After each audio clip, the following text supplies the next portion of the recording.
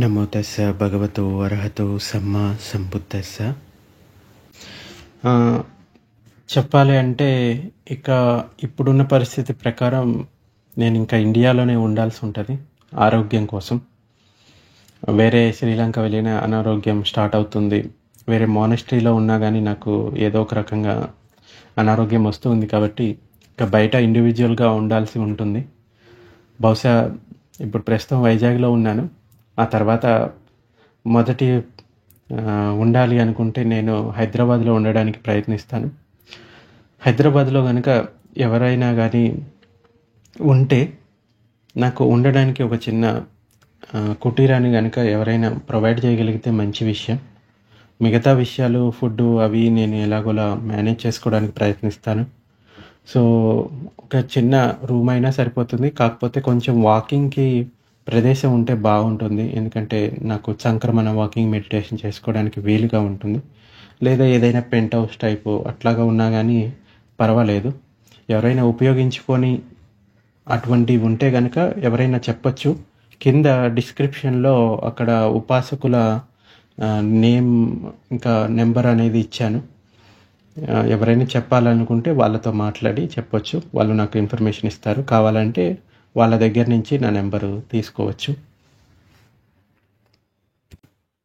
ఇంతకుముందు కొన్ని విషయాలు చెప్పుకున్నాను. అంటే భిక్షు జీవితంలో నాకు ఎదురైన లాభము నష్టము రెండూ ఉన్నాయి. నష్టం అని చెప్పను, బట్ కొన్ని అనుభవాలు అని చెప్పవచ్చు. ఎందుకంటే నాకు నష్టం చేసే విషయాలు అంటూ ఏమీ ఉండవని నేను నమ్ముతాను. ఇక్కడ ఒక విషయాన్ని నేను చెప్పాలనుకుంటున్నాను. అదేంటంటే కొంతమంది తమ పిల్లల్ని లేకపోతే మిగతా వాళ్ళని సన్యాస జీవితంలోకి వెళ్తాను అంటే గనక అదేదో వాళ్ళ జీవితాన్ని కోల్పోతున్నట్టుగా ఫీల్ అవుతూ ఉంటారు. అంటే ఆ పిల్లలు పూర్తిగా వాళ్ళ జీవితాన్ని కోల్పోతారేమో, సన్యాసం అన్నది ఏది చేతగాని వాళ్ళు తీసుకుంటారా అనే ఉద్దేశంలో ఉన్నవాళ్ళు ఉన్నారు. అంటే నా అనుభవంలోనే చెప్తున్నాను. ఎందుకంటే నేను ఇలా భిక్షు జీవితంలోకి వెళ్తున్నానంటే అక్కడికి వెళ్ళి ఏం చేస్తావు, ఇక్కడ ఉంటే ఇది చేయొచ్చు అది చేయొచ్చు, లోకంలో ఎన్నో విషయాలు ఉన్నాయి, ఇది చెయ్యి అది చెయ్యి అని చెప్తారు. కానీ నిబ్బానాన్ని పొందు అని మాత్రం ఎవరు చెప్పరు. ఎందుకంటే వాళ్ళు ఆ జీవితంలోనే ఉన్నారు కాబట్టి దాని గురించి ఆలోచిస్తారు. అయితే నేను వాళ్ళకి చెప్పేది ఒకటే, ఎవరైనా ప్రపంచ జీవితాన్ని కోరుకుంటే కనుక వాళ్ళకు ఒక ఛాన్స్ ఇవ్వండి. ఇప్పుడు ఉదాహరణకి ఒక కుటుంబం నుంచి ఒక అబ్బాయి అబ్రాడ్కో లేకపోతే స్టేట్స్కో వెళ్తున్నాడు అనుకో, అంటే వేరే కంట్రీస్కి చదువుకోవడానికో లేకపోతే జాబ్ చేయడానికో వెళ్తున్నారు అనుకోండి. ఎంతో సంతోషంగా కుటుంబం అంతా వచ్చి కూడా అతడికి ఎయిర్పోర్ట్లో సెండ్ ఆఫ్ ఇచ్చి మరీ పంపిస్తారు కదా. అది దేనికోసం పంపిస్తారు? నా కొడుకు సంపాదిస్తాడు, నా కొడుకు ఈ విషయాల్లో సుఖంగా ఉంటాడు, సంతోషంగా ఉంటాడు, ఎదుగుతాడు అని ఈ భౌతిక విషయాలు మీద ఆధారపడి ఉన్న విషయాలను ఆలోచిస్తూ ఇలా ఎదుగుతాడు అని ఆలోచిస్తారు. చాలా సంతోషంగా పంపిస్తారు. దేనికోసం? సంపాదించడానికి పంపించినప్పుడు, లేకపోతే చదువుకోవడానికో లేకపోతే మిగతా విషయాలకో. అదేవిధంగా ఇక్కడ ఈ ప్రపంచ జీవితంలోకి వెళ్తున్నారంటే కూడా ఇది కూడా అటువంటిదే. ఇక్కడ భౌతిక సంపద అనేది సంపాదించరు. ఇక్కడ సంపాదించేది పుణ్య సంపద అని చెప్పవచ్చు. పుణ్య సంపద అంటే శీలము, సమాధి, ప్రజ్ఞ. ఇంకా భిక్షు జీవితంలోకి వెళ్తున్నారు. అది అరుదైన జీవితం, అందరికీ దొరికేది కాదు. ఎంతో పాస్ట్ లైఫ్ ప్రాక్టీస్లో ఉంటేనే, అంటే ఎన్నో జన్మల్లో ఈ ప్రవజ్య జీవితాన్ని వాళ్ళు అనుభవంలో ఉంటేనే దీంట్లో మనగలుగుతారు. అంచేత వాళ్ళకి ఒక ఛాన్స్ ఇచ్చి చూడాలి. వాళ్ళు ఎంతవరకు సర్వైవ్ అవుతారన్నది వాళ్ళ మీద ఆధారపడి ఉంటుంది. అంతేగాని ఇప్పుడు నా కొడుకు నన్ను వదిలిపోతున్నాడు అనే దుఃఖము, వాళ్ళు ఎక్కడికి పోతున్నారు? మంచి వైపుకే కదా. ఇప్పుడు ఎవరైనా ఒక భిక్షువు లేకపోతే ఒక సన్యాసి మీ ఇంటికి వచ్చినప్పుడు చాలా గౌరవంగా చూసుకుంటారు.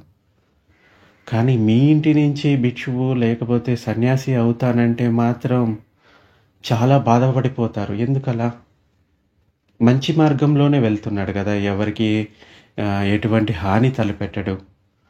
ఉన్న వాటితోటి సంతృప్తి పడతాడు. శీలాన్ని ఆచరిస్తాడు. ఎవరు చేయలేని విషయాన్ని చేయడానికి ప్రయత్నిస్తున్నాడు కదా. ఇవి అందరికీ అర్థం కాకపోవచ్చు విషయాలు, నేను చెప్పే విషయాలు. ఎందుకంటే గృహస్థ జీవితంలో వాళ్ళు ఏవైతే పొందారో వాళ్ళ పిల్లలు కూడా అవే పొందాలి అని అనుకుంటారు. గృహస్థ జీవితంలో ఉంటూ కూడా ప్రాక్టీస్ చేసుకోవచ్చు. కానీ కొందరిలో అక్కడ ఉండడానికి ఇష్టం ఉండకపోవచ్చు. ఇది ఎవరికి చెప్తున్నానంటే, ఎవరైతే కొన్ని బాధ్యతలు లేని పిల్లలైతే ఉంటారో, లేకపోతే ఇప్పుడు ఉదాహరణకి ప్రవజ్య తీసుకోవాలి అంటే తల్లిదండ్రులు పర్మిషన్ ఉండాలి. అప్పుడే అతడికి భిక్షు ఉపసంపద ఇస్తారు. అలా కాకపోతే మ్యారేజ్ అయితే కనుక భార్య లేకపోతే భర్త పర్మిషన్ ఉండాలి. అంటే ఇలా వెళ్తున్నాను ప్రవజ్య తీసుకోవడానికి అని. ఎందుకంటే భిక్షు ఉపసంపద ఇచ్చేటప్పుడు అడుగుతారు పర్మిషన్ ఉందా లేదా అనేది. అంటే ఇది కూడా ఒక నియమం అనుకో, ఎందుకంటే భగవానుడు విధించిన నియమాల్లో ఒకటి. నేను ఫైనల్గా చెప్పొచ్చేది ఏంటంటే, ఎవరైనా భిక్షు అవుతానంటే కనుక వాళ్ళని కొంచెం ఓకే వెళ్ళి ట్రై చేయని చెప్పండి. వాళ్ళు సర్వైవ్ అవ్వగలిగితే సర్వైవ్ అవుతారు. 1-2 సంవత్సరాలు 3 సంవత్సరాలు కనుక వాళ్ళు ఉన్నారు అంటే కనుక వాళ్ళు ఇంకా స్టేబుల్గా ఉంటారు అని చెప్పవచ్చు. ఎందుకంటే చివరి వరకు ఈ భిక్షు జీవితంలో మనగలిగే వాళ్ళు ఎవరు అనేది గ్యారంటీ లేదు. నేను చాలామందిని చూస్తూ ఉంటాను కదా, 20 సంవత్సరాలు భిక్షు జీవితంలో ఉండి కూడా మళ్ళీ గృహస్థ జీవితానికి వెళ్ళిన వాళ్ళు ఉన్నారు. అలాగే ఎప్పుడో చిన్నప్పుడు 10 సంవత్సరాలు 13 సంవత్సరాల వయసులో ప్రవజ్య తీసుకొని జీవితం మొత్తం ఇదే జీవితంలో ఉండేవాళ్ళు కూడా ఉన్నారు. 2 విధాలుగా ఉంటుంది. బట్ ఏదో జీవితాన్ని కోల్పోతున్నట్టుగా అంటే తల్లిదండ్రులు అలా ఫీల్ అవ్వకండి. ఎవరైనా పిల్లలు ప్రవజ్య అడిగితే కనుక ఓకే వాళ్ళకి కొంచెం టైం ఇవ్వండి, వాళ్ళకి ఎక్స్ప్లెయిన్ చేయండి 2 ఏ విధంగా ఉంటాయి, ఎటువంటి జీవితం. సో ఈ ప్రవృత్తి మార్గం ఏంటి, నివృత్తి మార్గం ఏంటి వాళ్ళకి తెలియజేయండి. అంటే ధర్మం తెలిసిన వాళ్ళకి ఈ విషయాలు అర్థమవుతాయి. అంతేగాని నేను ఈ సుఖాల్లో ఉన్నాను, నా పిల్లలు కూడా వీటిల్లోనే ఉండాలి అనేది చెప్పలేం కదా. సో అంచేత ఎవరైనా ఇంట్రెస్ట్ ఉన్న వాళ్ళకి ఎంకరేజ్ చేయండి ప్రవజ్య జీవితంలో ఇంట్రెస్ట్ ఉన్న వాళ్ళకి. సో వేరే సంపాదించడానికి వెళ్ళినప్పుడు ఎంత సంతోషంగా అయితే పంపిస్తారో, ఈ ప్రవజ్య జీవితంలోకి వెళ్ళేది ఇంకా గొప్ప విషయము, ఉత్తమమైన విషయం. అంచేత ఇంకా సంతోషంగా పంపించండి. సో నిన్నటి ఎక్కడి వరకు చెప్పుకున్నావు? నిన్న బహుశా ఓకే మా టీచర్కి చెప్పేశాను ఇక నేను ఇండియాలోనే ఉండిపోతాను అంటే, బహుశా ఇండియాలో ప్రస్తుతానికి అదే నాకు కొంచెం చూసుకునే వాళ్ళు ఉన్నారు అన్న ఉద్దేశంతో మా టీచర్కి చెప్పేశాను. కానీ ఇక్కడ పరిస్థితులన్నీ కూడా మారిపోతాయి. జీవితం అంతే అంటే కదా, మనం అనుకున్నట్టు ఏది ఉండదు కదా. కొంచెం అన్ని వైపుల నుంచి కొంచెం బ్లాక్ అయినట్టుగా నాకే అనిపించింది ఒకానొక క్షణంలో. సో అయినా కూడా నేను కొంతమందికి ధన్యవాదాలు తెలుపుకోవాలి. ఎందుకంటే జీవితంలో అంటే ఈ ప్రవజ్య జీవితంలో మనకి కష్టము సుఖము 2 ఉంటాయి. సుఖం వచ్చినప్పుడేమో నాకు ఇది జరిగింది ఇంకా అని పొంగిపోకుండా, కష్టం వచ్చినప్పుడు కూడా ఓకే నాకు ఇలా ఎందుకు జరిగింది అని కృంగిపోకుండా రెండింటిని సమంగా చూసుకోవాలి. అయితే ప్రత్యేకంగా నేను ఇండియా రావడానికి కారణం ఒకవేళ ఆంజనేయ రెడ్డి గారు గనక ఆ యూట్యూబ్‌లో అది విని గనక కామెంట్ గనక పెట్టకుండా ఉండుంటే, ఆయన గనక నాకు ఇన్విటేషన్ గనక ఇవ్వకుండా ఉండుంటే గనక నేనెప్పటికీ ఇండియా వచ్చేవాడిని కాదు. ఇది మాత్రం గ్యారంటీ. ఎందుకంటే నా అంతట నేను ఎవ్వరిని ఏది అడగను. అదెప్పటికీ జరగదు. ఒక ఎగ్జాంపుల్ చెప్పాలి అంటే ఏమంటారు, నా మనసులో ఇవి బాగా నిండిపోయి ఉన్నాయండి. ఏ విషయాలు అంటే త్రిపీఠికల్లో ఉండే భిక్షు వినయం ఒకటి, ఇంకోటి సుత్త పీఠిక. సో ఏదైనా విషయం జరుగుతూ ఉంటే బుద్ధ ఎలా రియాక్ట్ అయ్యేవాడు, బుద్ధ ఎలా డీల్ చేసేవాడు ఈ విషయాన్ని, లేకపోతే ఒక అర్హంతుడు ఎలా ఆలోచించేవాడు అన్న కోణం నుంచి నేను చూస్తూ ఉంటాను. సో బుద్ధ ఎప్పుడు కూడా ఎవరిని ఏది కోరడు. ఎవరైనా వచ్చి ఇన్విటేషన్ ఇస్తే దానికి కొన్నిసార్లు సరే అంటాడు, కొన్నిసార్లు నో అని చెప్పిన సందర్భాలు కూడా ఉంటాయి. అంటే ఉదాహరణకి ఎవరైనా గృహస్థులు వచ్చి భిక్షాటనకి పిలిచారనుకో, రేపటి భోజనానికి, ఆయన మౌనంగా ఉన్నాడు అంటే ఆ రోజు భిక్షకు ఒప్పుకున్నట్టే. ఒకవేళ ఆ రోజు ఇంకొక ఉపాసకుడికి కనుక ఆల్రెడీ ముందు ఇన్విటేషన్ ఉంటే కనుక చెప్తారు, ఈరోజు నేను రాలేకపోవచ్చు, ఆల్రెడీ ఒక ఇన్విటేషన్ ఉంది అని చెప్తారు. ఇలా ఆయన ఎలా ఆలోచిస్తారు అన్నది నాకు త్రిపిటకల్లో సూత్రాలు చదివినప్పుడు కొన్ని విషయాలు తెలుస్తూ ఉంటాయి. అలాగా ఒక సందర్భం ఉండింది. అంటే నేను ఎవరిని ఎందుకు అడగను అంటే, బుద్ధ ఒకసారి కపిల వస్తువుకి తిరిగి వస్తాడు. జ్ఞానోదయం పొందిన తర్వాత తండ్రి శుద్ధోదన మహారాజు, ఇప్పుడు జ్ఞానోదయం పొందాడు కదా, నా కొడుకు ఇంకా ఇక్కడికి వచ్చేస్తే బాగుంటుంది, నా రాజ్యాన్ని అంతా భారం అంతా కూడా అదేదో సాధించాలని వెళ్ళాడు, ఇప్పుడు సాధించానని చెప్పాడు కదా, ఇక ఇక్కడికి రమ్మని చెప్పండి, నా పుత్రుణ్ణి ఎవరైనా అతనికి ఇన్విటేషన్ ఇవ్వండి అని కొంతమందిని పంపిస్తారు, దూతల్ని. వాళ్ళు వెళ్ళినట్టుగానే అక్కడ ప్రవజ్య తీసుకొని అర్హంతులైపోయారు. అట్లాగా 10 సార్లు దాదాపు కొంతమందిని పంపిస్తే అందరూ కూడా వెళ్తున్నారు, ప్రవజ్య తీసుకుంటున్నారు, దమ్మాని వినేసి అర్హంతులు అయిపోతున్నారు. ప్రవజ్య తీసుకున్న తర్వాత ఇక్కడ విషయాన్ని అక్కడ విషయాన్ని ఇక్కడ చెప్పకూడదు. సో అందుచేత ఈ సమాచారాన్ని ఎవరు బుద్ధుడికి చెప్పట్లేదు. అయితే చివరిగా రాజుకి బాగా దగ్గరైన ఒక వ్యక్తి ఉంటే అతడికి చెప్తాడు, ఇంకా మిగతా వాళ్ళ మీద నమ్మకం లేదు, నువ్వు వెళ్ళి నా పుత్రుడిని ఇక్కడికి రమ్మని చెప్పు అని చెప్తాడు. అయితే అతడు కూడా ఇలా అడుగుతాడు, నాకు ప్రవజ్య తీసుకోవడానికి మీరు అనుమతి ఇస్తేనే నేను వెళ్ళినప్పుడు ఈ విషయాన్ని తప్పకుండా సమాచారాన్ని చెప్తాను అని చెప్తాడు. సరే అని అక్కడికి వెళ్తాడు. వెళ్ళిన తర్వాత అతడు కూడా దమ్మాన్ని వింటాడు. కానీ ప్రవజ్య తీసుకోకముందే లేకపోతే తీసుకున్న తర్వాత కూడా ఇలా కొన్ని గాథలతోటి చెప్తాడనమాట. బుద్ధ అడుగుతాడు, ఎందుకు ఈ గాథలన్నీ చెప్తున్నారు అంటే అప్పుడు చెప్తాడు, తండ్రి గారు ఇలా ఆలోచించారు అని చెప్తే, సరే నేను వస్తున్నాను అని చెప్పండి, 3 నెలల్లో అక్కడికి వెళ్తాం. ఆయన ఎప్పుడు కూడా భగవానుడు కాలినడకనే వెళ్ళేవాడు, రథాలను కానీ వాహనాలను కానీ ఏమీ ఉపయోగించేవాడు కాదు. సో అలా రోజుకి ఒక 2 కిలోమీటర్లు 3 కిలోమీటర్లు అలా నడుచుకుంటూ అక్కడ ఉన్న వాళ్ళకి ధమ్మాన్ని బోధించుకుంటూ, అంటే మధ్యలో భగవానుడు ఉండటానికి అక్కడ చిన్న చిన్న కుటీరాలను ఈ రాజు ఏర్పాటు చేశాడు, శుద్ధోదన మహారాజు. అలా 3 నెలలకో కొంత సమయానికి అక్కడికి వచ్చేస్తారు. వచ్చిన తర్వాత ఆయన కోసం ఉండడానికి ఏదో ఒక స్థలాన్ని చూపిస్తారు. ఏది ఇవ్వకపోయినా కానీ ఆయన ఏమీ అనుకోడు. అయితే ఆ తర్వాత రోజు రాజు తన రాజభవనంలో ఎదురు చూస్తూ ఉంటాడు. అతడి కోసం భిక్షను సిద్ధం చేసి ఎదురు చూస్తూ ఉంటాడు. అయితే బుద్ధకి భిక్షాటానికి వెళ్ళడానికి సమయం అయింది. భగవానుడు డైరెక్ట్గా రాజభవనానికి వెళ్ళడు. నా తల్లిదండ్రులే కదా నన్ను ఇక్కడికి ఆహ్వానించారు కదా అని డైరెక్ట్గా రాజభవనానికి భిక్ష కోసం వెళ్ళడు. ఎందుకంటే ఈ రాజు ఎవరైతే ఉన్నారో శుద్ధోదన మహారాజు కానీ లేకపోతే వేరే వాళ్ళు ఆయనకి రేపటి భోజనం కోసం ఇన్విటేషన్ ఇవ్వలేదు.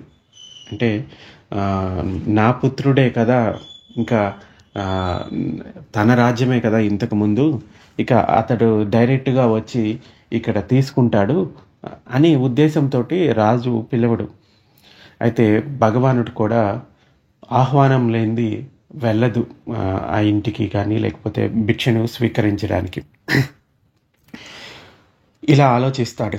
పూర్వ బుద్ధులు ఎవరైతే ఉన్నారో వాళ్ళు తమ పుట్టిన రాజ్యానికి తిరిగి వచ్చినప్పుడు, ఇలా బుద్ధత్వాన్ని పొంది తమ స్వస్థలానికి అంటే పుట్టిన ఊరికి వచ్చినప్పుడు ఎలా భిక్షాటన తీసుకునేవారు, అంటే భిక్షను ఎలా స్వీకరించేవారు అని ఆయన ఇంతకుముందు బుద్ధులు ఏ విధంగా అయితే జీవించారో అది ఆయన దివ్య చక్షుతోటి చూస్తాడు పాస్ట్ లైఫ్లో.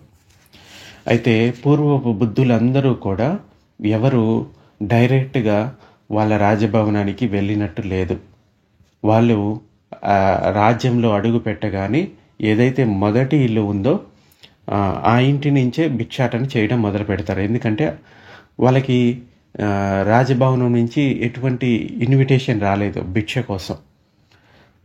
అలా రాలేదు కాబట్టి ఇంకా భిక్షువు భిక్షాటన చేసుకోవాలి. అంటే భిక్షువు 3 రకాలుగా భిక్షను స్వీకరించవచ్చు. ఒకటేంటంటే డైరెక్ట్గా ఊర్లోకో లేకపోతే సిటీలోకో పల్లెలోకో వెళ్ళిపోయి భిక్షాటన చేసుకొని ఆహారాన్ని గ్రహించడం. రెండోది ఏంటంటే ఎవరైనా ఆ భిక్షువుని ఈరోజు భోజనం కోసం మా ఇంటికి రండి అని ఆహ్వానిస్తే అక్కడికి వెళ్ళి తీసుకోవచ్చు. లేదు అంటే వాళ్ళు కనుక అంటే వాళ్ళైనా అంటే ఉపాసకులు భిక్షు ఉండే చోటికైనా కానీ బంతే మీకోసం ఈరోజు భిక్షను ఇస్తాము అని చెప్పి భిక్షు ఉండే చోటికి తీసుకొచ్చి ఇచ్చినా కానీ అలాగా తీసుకోవచ్చు. అయితే ఇక్కడ భగవానుడికి ఎటువంటి ఆహ్వానం అందలేదు.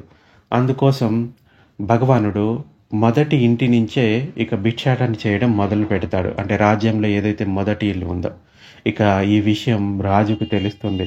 రాజుకు తెలిసి కంగారు పడుకుంటూ ఇక్కడికి వచ్చి ఇలా అంటాడు, సిద్ధార్థ, ఎందుకు నువ్వు ఇలా చేస్తున్నావు? మమ్మల్ని తక్కువగా చూపిస్తున్నావు నువ్వు. మేము నీకు భిక్షను కూడా పెట్టలేని స్థితిలో ఉన్నామా? ఎందుకు మాకు ఈ పరువు తక్కిన పని ఏదో చేస్తున్నావు? మా ఆచారం ఇది కాదు కదా మన ఆచారము. నువ్వు రాజవంశస్థుడివి, నువ్వు ఇలా చేయడం ఎంత తక్కువ. అంటే ఎక్కడైతే రాజుగా జీవించాడో అక్కడ భిక్షాటన చేస్తూ ఉండేసరికి రాజుకి అసంతృప్తి ఎదురవుతుంది. అయితే బుద్ధ అంటాడు, మహారాజా, నేను నా వంశ ఆచారాన్ని పాటిస్తున్నాను. అంటే ఏంటి నీ వంశ ఆచారము? ఇక్కడ మన ఇంటికి వచ్చి నువ్వు భిక్షను స్వీకరించవచ్చు కదా, మేము నీకు పెట్టలేమా అని అంటే, లేదు మహారాజా, నేను నా వంశ ఆచారాన్ని పాటిస్తున్నాను. నా వంశం ఏంటి అంటే బుద్ధుల వంశం. ఇప్పుడు ఇంతకు ముందు ఉన్న సిద్ధార్థుడు కాదు, ఇప్పుడు బుద్ధుడు. అంచేత నా వంశ ఆచారాన్ని నేను పాటిస్తున్నాను అని చెప్తాడనమాట. ఆ తర్వాత రాజు, సరే నేను ఇప్పుడు ఇన్విటేషన్ ఇస్తున్నాను, ఈరోజు వచ్చి ఇక రాజభవనంలో భిక్షను స్వీకరించండి అని చెప్తాడు. అలాగా ఎవరైనా ఇన్విటేషన్ లేకుండా అడగటం అన్నది భిక్షువుల ఆచారం కాదు. అంటే ఇప్పుడు బుద్ధులు ఏదైతే ఆచారాన్ని పాటిస్తూ ఉంటారో అది అతని శిష్యులు కూడా పాటించాల్సి వస్తుంది. అంటే ఇప్పుడు బుద్ధులకి మేము పుత్రులు లాంటి వాళ్ళం. భిక్షువులు ఎవరైతే ఉన్నారో వాళ్ళంతా కూడా పిల్లలు, బుద్ధుని పుత్రులు అని చెప్పవచ్చు. అటువంటి పుత్రులు తండ్రి మార్గంలోనే నడుస్తారు కదా. సో ఇవన్నీ ఎవరైనా ధర్మాన్ని విని నేర్చుకొని తెలుసుకొని ఉన్న వాళ్ళకి ఇవన్నీ తెలుస్తాయి. సో ఇవి తెలియనప్పుడు ఏంటంటే నేను చేసే విషయాలు వాళ్ళకి అసంతృప్తిగా అనిపించవచ్చు. ఇప్పుడు ఎవరైతే మహారాజుకి అసంతృప్తి కలిగిందో అలాగా కొంతమంది ఉపాసకులకి మేము మీకు భిక్షని ఇవ్వలేమా, మేము ఇది చేయలేమా అని అనుకుంటారు. కానీ ఇన్విటేషన్ లేకుండా, అంటే ఆహ్వానం లేకుండా నేను భిక్షని స్వీకరించడం మా ఆచారం కాదు. ఒకటి డైరెక్ట్‌గా భిక్షాటనకన్నా వెళ్ళిపోవాలి. లేకపోతే ఇలా ఇన్విటేషన్ అన్నా ఉండాలి.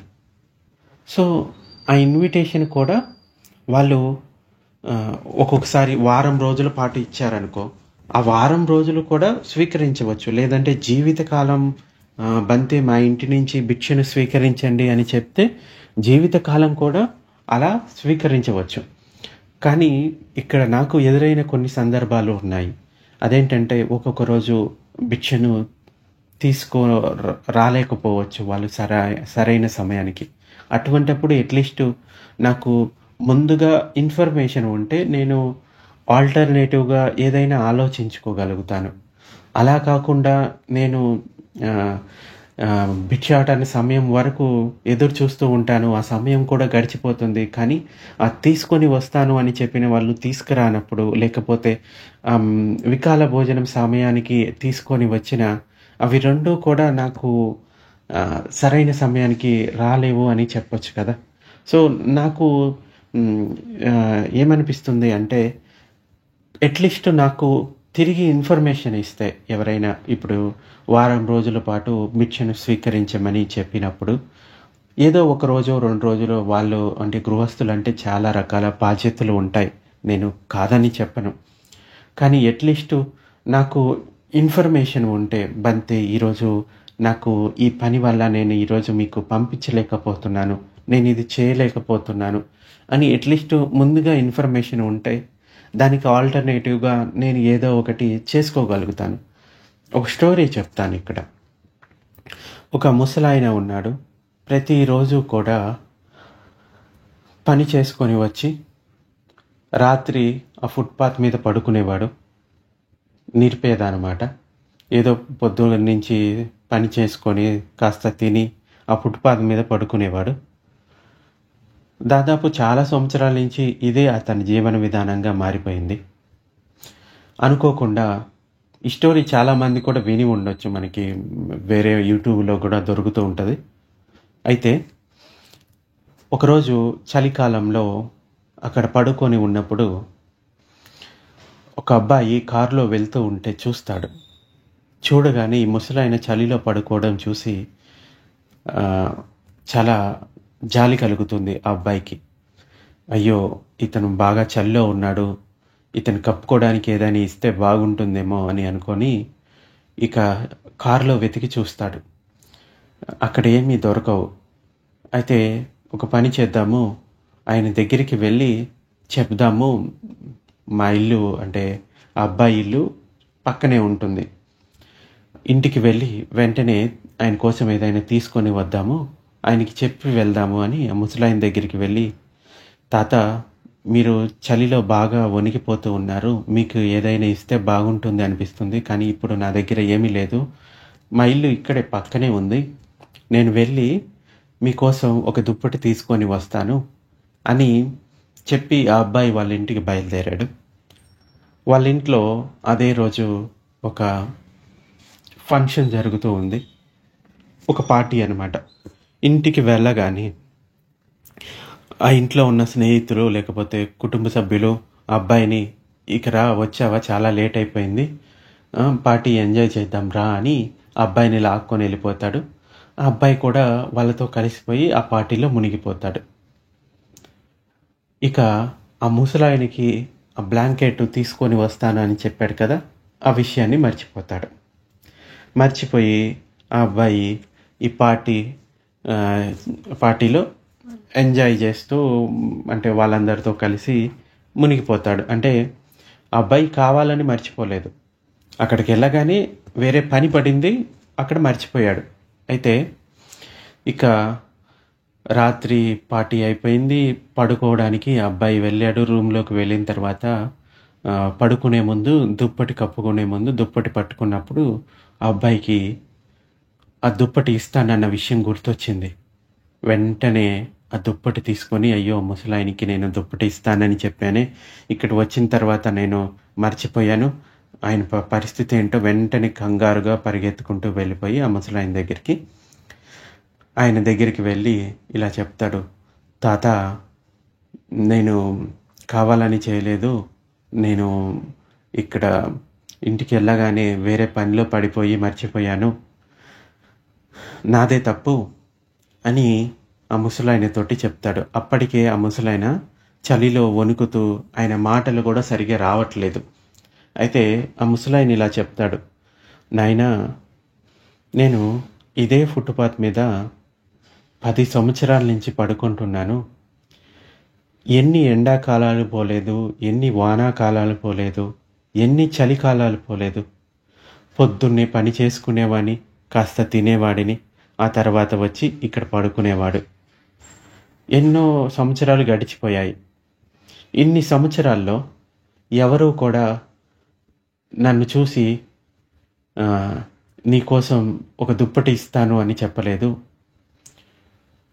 నిన్న రాత్రి నువ్వు చూశావు, నా కోసం నా దగ్గరికి వచ్చి ఒక దుప్పటి ఇస్తానని చెప్పావు.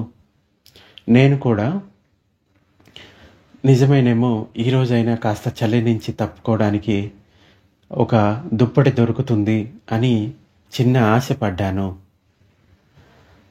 దానికోసం నువ్వు 5 నిమిషాలకి వస్తావో, గంటకి వస్తావో, ఇంకా 2 గంటలకి వస్తావో, 3 గంటలకు వస్తావో అని, ఇప్పుడు వస్తావు అని నీకోసం ఎదురు చూస్తూ నిద్రపోకుండా ఉండటం వలన నా ఆరోగ్యం క్షీణించిపోయింది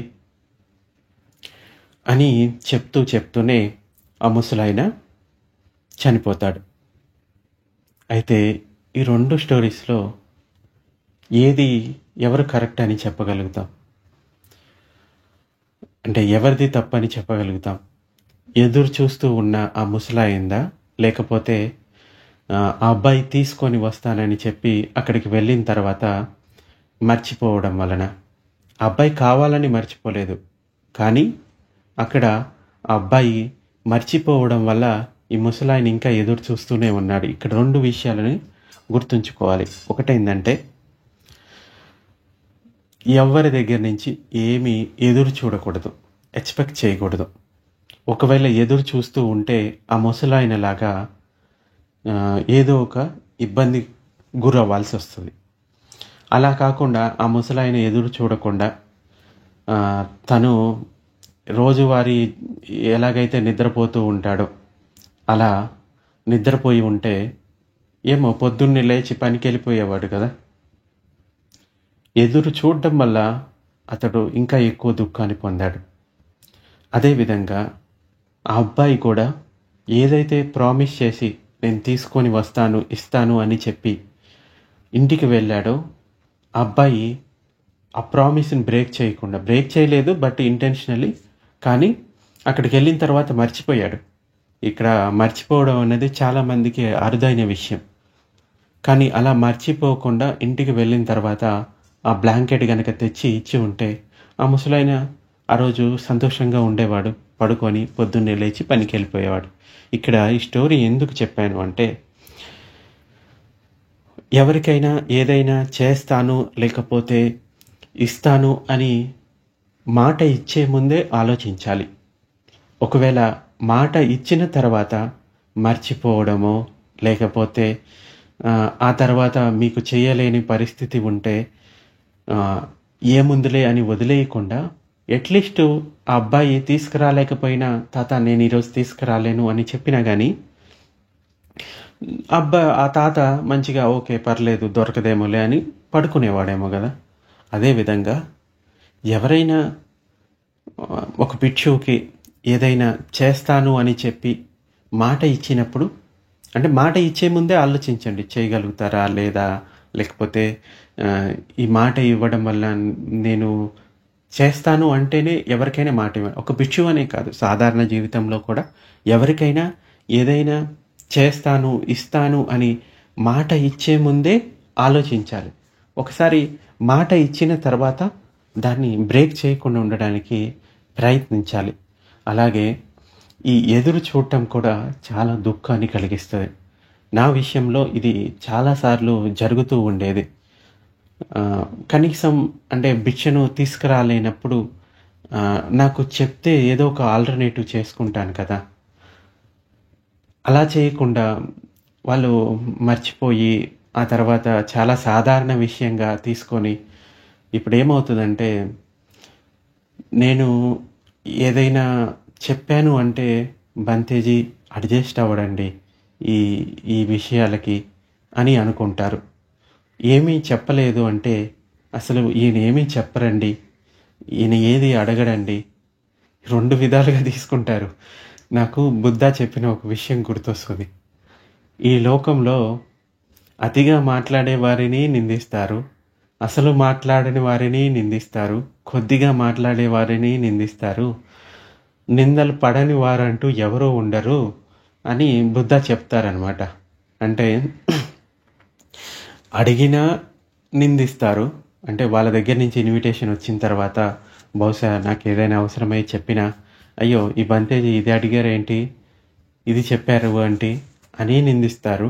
ఒకవేళ అడగకపోయినా, "ఈయనేంటి మేము ఇన్విటేషన్ ఇచ్చిన తర్వాత కూడా ఏమీ అడగలేదు" ఇలా కూడా నిందిస్తారు. So, నిందలన్నది common. కాకపోతే ఒక ధర్మాన్ని అర్థం చేసుకొని, ధర్మంలో ఉన్న వాళ్ళకి ఈ భిక్షు జీవితంలో ఉన్నవారి విషయం అర్థమవుతుంది. సో, అట్‌లీస్ట్ మాట ఇచ్చే ముందు ఆలోచించాలి. మాట ఇచ్చిన తర్వాత దాన్ని బ్రేక్ చేయకుండా ఉండడానికి ప్రయత్నించండి. సో, ఇటువంటి సందర్భాలు చాలా సార్లు జరిగాయి. ఇంకా అందుకోసమే అట్లాగా 2, 3 సార్లు జరిగిన తర్వాత నేనే ఇక వాళ్ళకి చెప్పేసేవాడిని. ఏంటంటే, ఇక ఏదైనా అవసరమైతే నేనే చెప్తాను. నేను చెప్పిన తర్వాత కావాలి అనుకుంటే మీరు భిక్షను పంపించండి అని చెప్పేవాడిని. సో, ఇది చెప్పడం వల్ల వాళ్ళు ఎలా అనుకుంటారో నాకైతే తెలీదు కానీ, ఇప్పుడు ఇంకొకళ్ళ కోసం ఎదురు చూసేదే అనేది నాకు పోతుంది. సో, అలా కాకుండా నాకు అంటే ఆ తర్వాత చాలా విషయాలు జరుగుతూ ఉంటాయనుకోండి. సో, ఈ విధంగా ఎవరి కోసం ఎదురు చూడకుండా మన మార్గంలో ముందుకు వెళ్ళడానికి ప్రయత్నించాలి. బట్ నా విషయంలో ఒక రకంగా కొంతమందికి కృతజ్ఞతలు తెలుపుకోవాలి.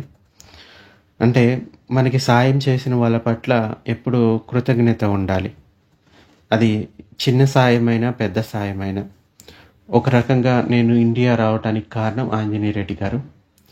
ఆ తర్వాత కొంతకాలం సుబ్బరాజు గారి ఊర్లో ఉన్నాను, భీమవరం దగ్గర కొనితవాడలో.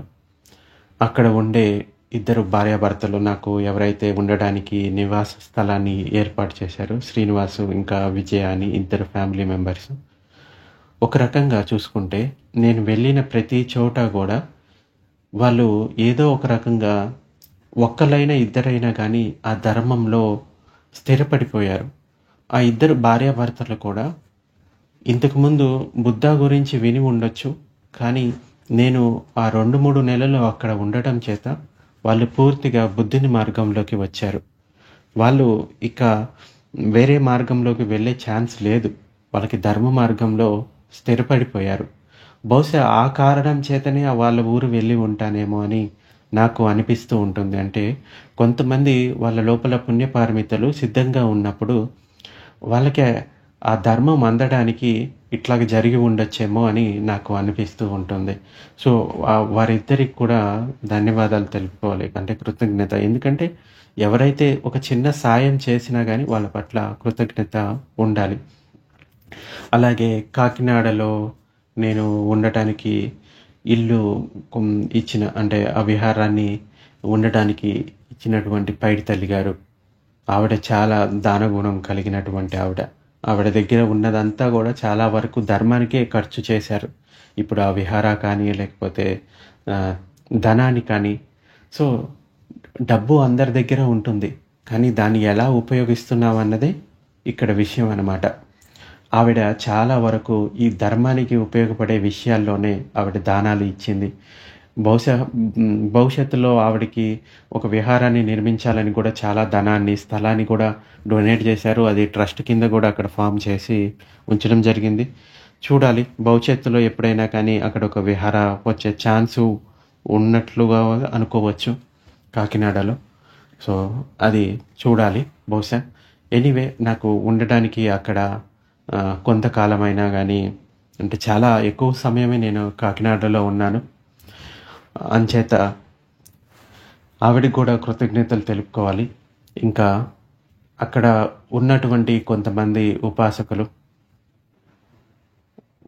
అందరి లోపల మంచి, చెడు 2 ఉంటాయండి.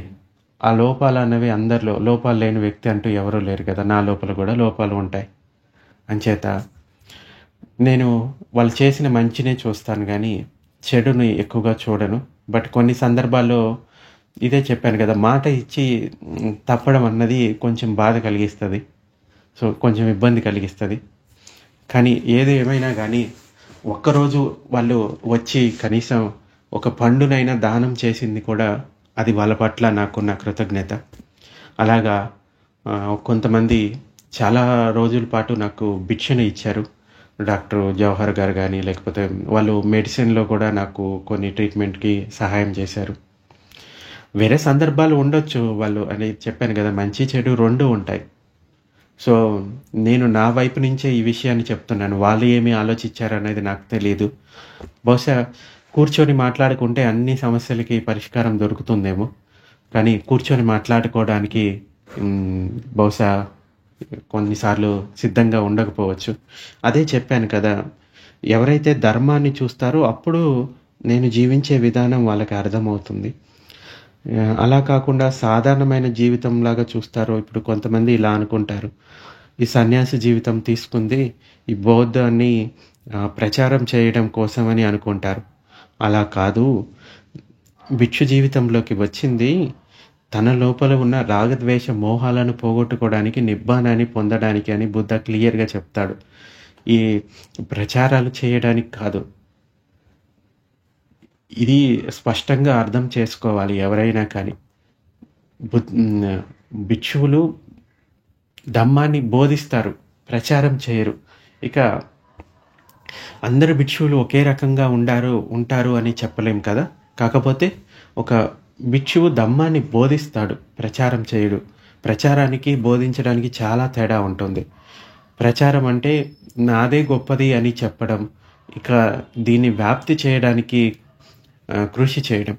కానీ బోధించడం అంటే మొదట తాను ఆ ధర్మాన్ని ఆచరించి మిగతా వాళ్ళకి తన అనుభవాలను చెప్తాడు. అదేవిధంగా వాళ్ళు కూడా ఆ మార్గంలో నడవడానికి ప్రోత్సహిస్తాడు. ఇది బోధించడం అన్నమాట. సో, ధర్మాన్ని బోధించడం వేరు, ప్రచారం చేయడం వేరు. అంటే కొంతమంది నేను చూశాను కదా! ఇలా అనుకుంటారు.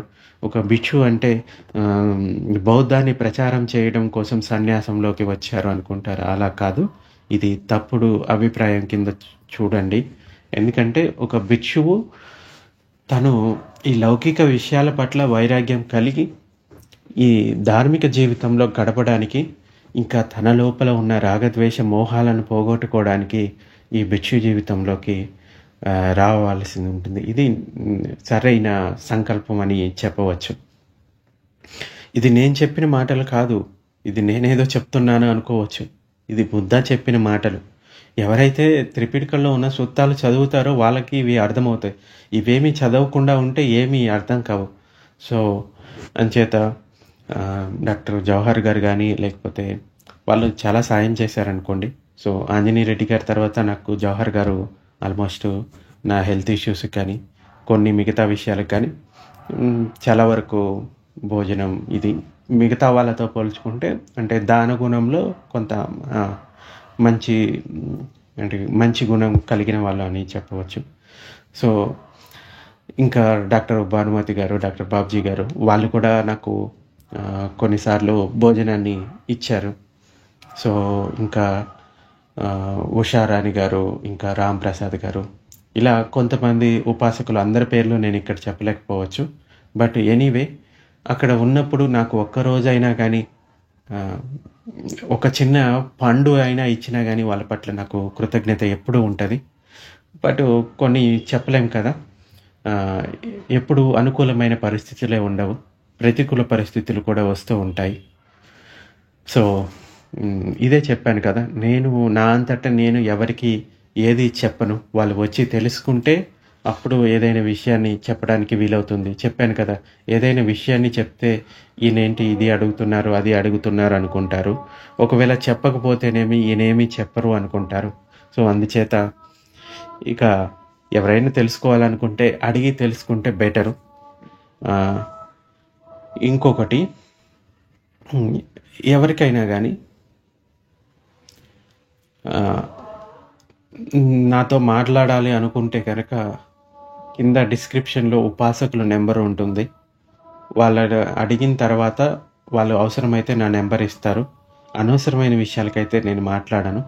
ఏదైనా ధార్మికమైన విషయం అయితే, అంటే ధర్మం పరంగా ఏమైనా సందేహాలు ఉంటే వాటికి మాత్రమే నేను మాట్లాడతాను. అనవసరమైన అంటే లౌకిక విషయాల గురించి, వీళ్ళు ఎందుకు ఇలా ఉన్నారు, వాళ్ళు ఎందుకు ఇలా ఉన్నారు, ఈ మతంలో ఇది ఎందుకు చెప్పబడింది, ఆ మతంలో ఇది ఎందుకు చెప్పబడింది, ఇటువంటి విషయాల మీద నాకు అంత ఆసక్తి లేదు. కాకపోతే ధర్మంలో ఇంకా ఎలా పురోగతి చెందాలి, నా లోపల ఉన్న కోపాన్ని ఎలా తగ్గించుకోవాలి, ద్వేషాన్ని ఎలా తగ్గించుకోవాలి, మోహాన్ని ఎలా తగ్గించుకోవాలి, సో ఇంకా సాధన ఎలా చేసుకోవాలి అన్న విషయాల మీద మాట్లాడితే నేను దాని గురించి మాట్లాడతాను తప్ప మిగతా విషయాల మీద నాకు అంత ఆసక్తి లేదు. సో ఎవరైనా మాట్లాడాలి అనుకుంటే కనుక అక్కడ ఉపాసకుల నెంబర్ ఇవ్వడం జరిగింది, అక్కడ వాళ్ళతో మాట్లాడవచ్చు. ఇప్పుడు ఎక్కడి వరకు వచ్చాము? కాకినాడ వరకు వచ్చాము కదా. కాకినాడలో ఇక మా టీచర్కి చెప్పేశాను, ఇక్కడ పరిస్థితి ఓకే, పర్వాలేదు, ఒకళ్ళిద్దరు కాబట్టి ఎవరో ఒకరు సహాయం చేస్తారా అనుకున్నాను. బట్ పరిస్థితులు ఎప్పుడు ఒకే రకంగా ఉండవు కదా. అదేంతో హఠాత్తుగా ఇంతకుముందు ఎంతోమంది అట్లీస్ట్ ఒకసారి కాకపోయినా ఇంకొకసారి ఆ భిక్షనైనా ఇచ్చేవాళ్ళు. ఇప్పుడు చివరికి అదేంటో అందరూ ఒకేసారి మూకుమ్మడిగా ఆగిపోయారు. సో సరే పర్వాలేదు, అది అయినా పర్వాలేదు. ఆ తర్వాత ఇక నేను వెంటనే దేనికి కూడా ఓటమిని ఒప్పుకోను, కొంచెం సహనంతో ఉండాలి అనుకుంటాను. ఉదాహరణకి ఇలా అనుకుంటారు కొంతమంది, బంతే ట్రస్ట్లో డబ్బు ఉంది కదా, దాన్ని ఉపయోగించుకోవచ్చు కదా అంటే, భిక్షువు ఎప్పుడు కూడా డబ్బుని డైరెక్ట్గా ఉపయోగించరు. ఎవరైనా ఉపాసకులు ఉంటే ఆ ఉపాసకుడు వచ్చి నాకు కావాల్సిన ఆవశ్యకాలు తీసుకొని వస్తే అట్లాగ ఉపయోగించుకోవచ్చు. అలా కాకుండా భిక్షువు డబ్బు తీసుకొని డబ్బుతోటి తాను ఉపయోగించకూడదు. సో అయితే ఇంకా ఆ తర్వాత కొద్ది రోజులకి ఒక 2-3 రోజులు కూడా తినకుండా ఉన్న రోజులు కూడా ఉన్నాయి. నేను చూసేవాడిని, అదేంటంటే చూద్దాం ఇంతకుముందు ఉపాసకులు కొంచెమైనా కానీ ఆలోచిస్తారేమో, వాళ్ళకి కొంచెం పుణ్యం వస్తుంది కదా అని ఆలోచించేవాడిని. కానీ నాకు తర్వాత అర్థమైన విషయం ఏంటంటే వాళ్ళకి ఇవన్నీ ఉండకపోవచ్చులే. సో ఒక భిక్షువు అంటే ఇందాక చెప్పాను కదా, ఇలా ఆలోచిస్తారు.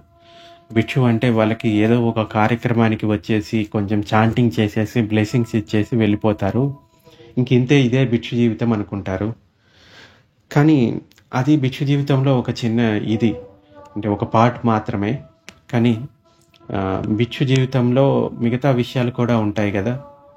రెండు అంటే ఒక గృహస్థుడు ఇంకా భిక్షువు ఇద్దరు కలిసి ముందుకు నడిచినప్పుడే ఈ బుద్ధ శాసనం చివరి వరకు నిలిచి ఉంటుంది.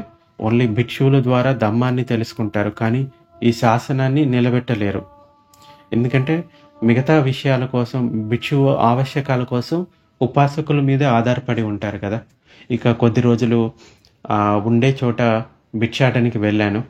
అక్కడ ఉదయం 9-10 ఎవరు ఫుడ్ కూడా తయారు చేసుకోరు. ఏదో ఒక 2-3 పండ్లు దొరికేవి. ఒక్కొక్కసారి అయితే ఆశ్చర్యకరమైన విషయం ఏంటంటే, నేను భిక్షాటన చేస్తూ ఉంటే ఒకతను ఒక బండి మీద వెళ్తూ అక్కడ ఆగిపోయి డబ్బులు ఇవ్వబోతే నేను డబ్బులు స్వీకరించనండి, ఏదైనా తినే ఆహార పదార్థాన్ని తీసుకుంటాను అంటే, మీరు ఇక్కడే ఉండండి, నేను వెళ్ళి ఏదైనా తీసుకొస్తానని.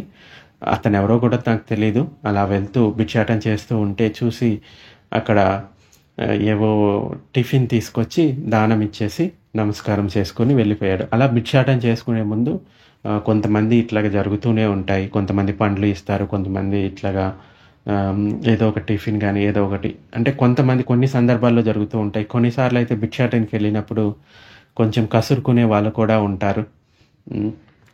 కొన్నిసార్లు కుక్కల బెడద కూడా ఉంటుంది.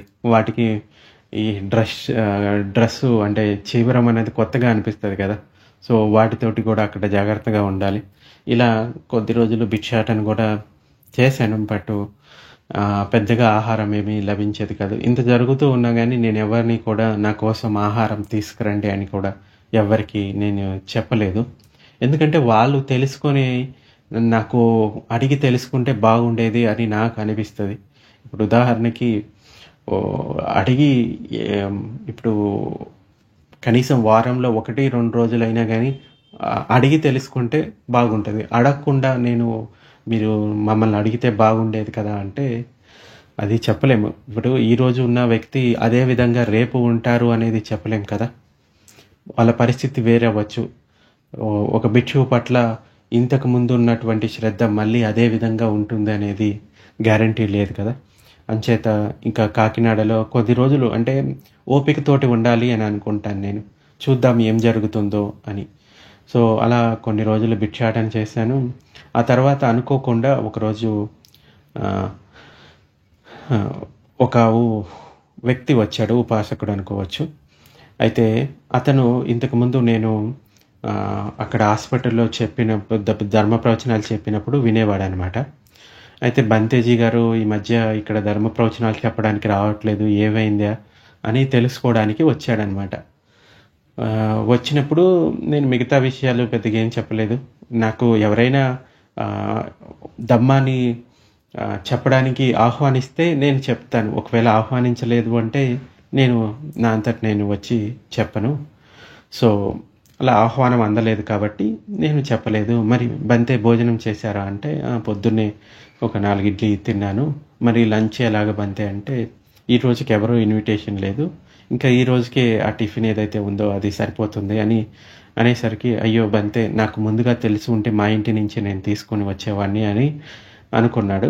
ఆ తర్వాత అతడు విన్నది కేవలం 2 ప్రవచనాలు. చూడండి దమ్మా పవర్ ఎలా ఉంటుందంటే మనకి దమ్మం నిజంగా అర్థం చేసుకున్న వాళ్ళకి ఎటువంటి పరిధులు అనేవి ఉండవన్నమాట. సో, అతడు వచ్చాడు.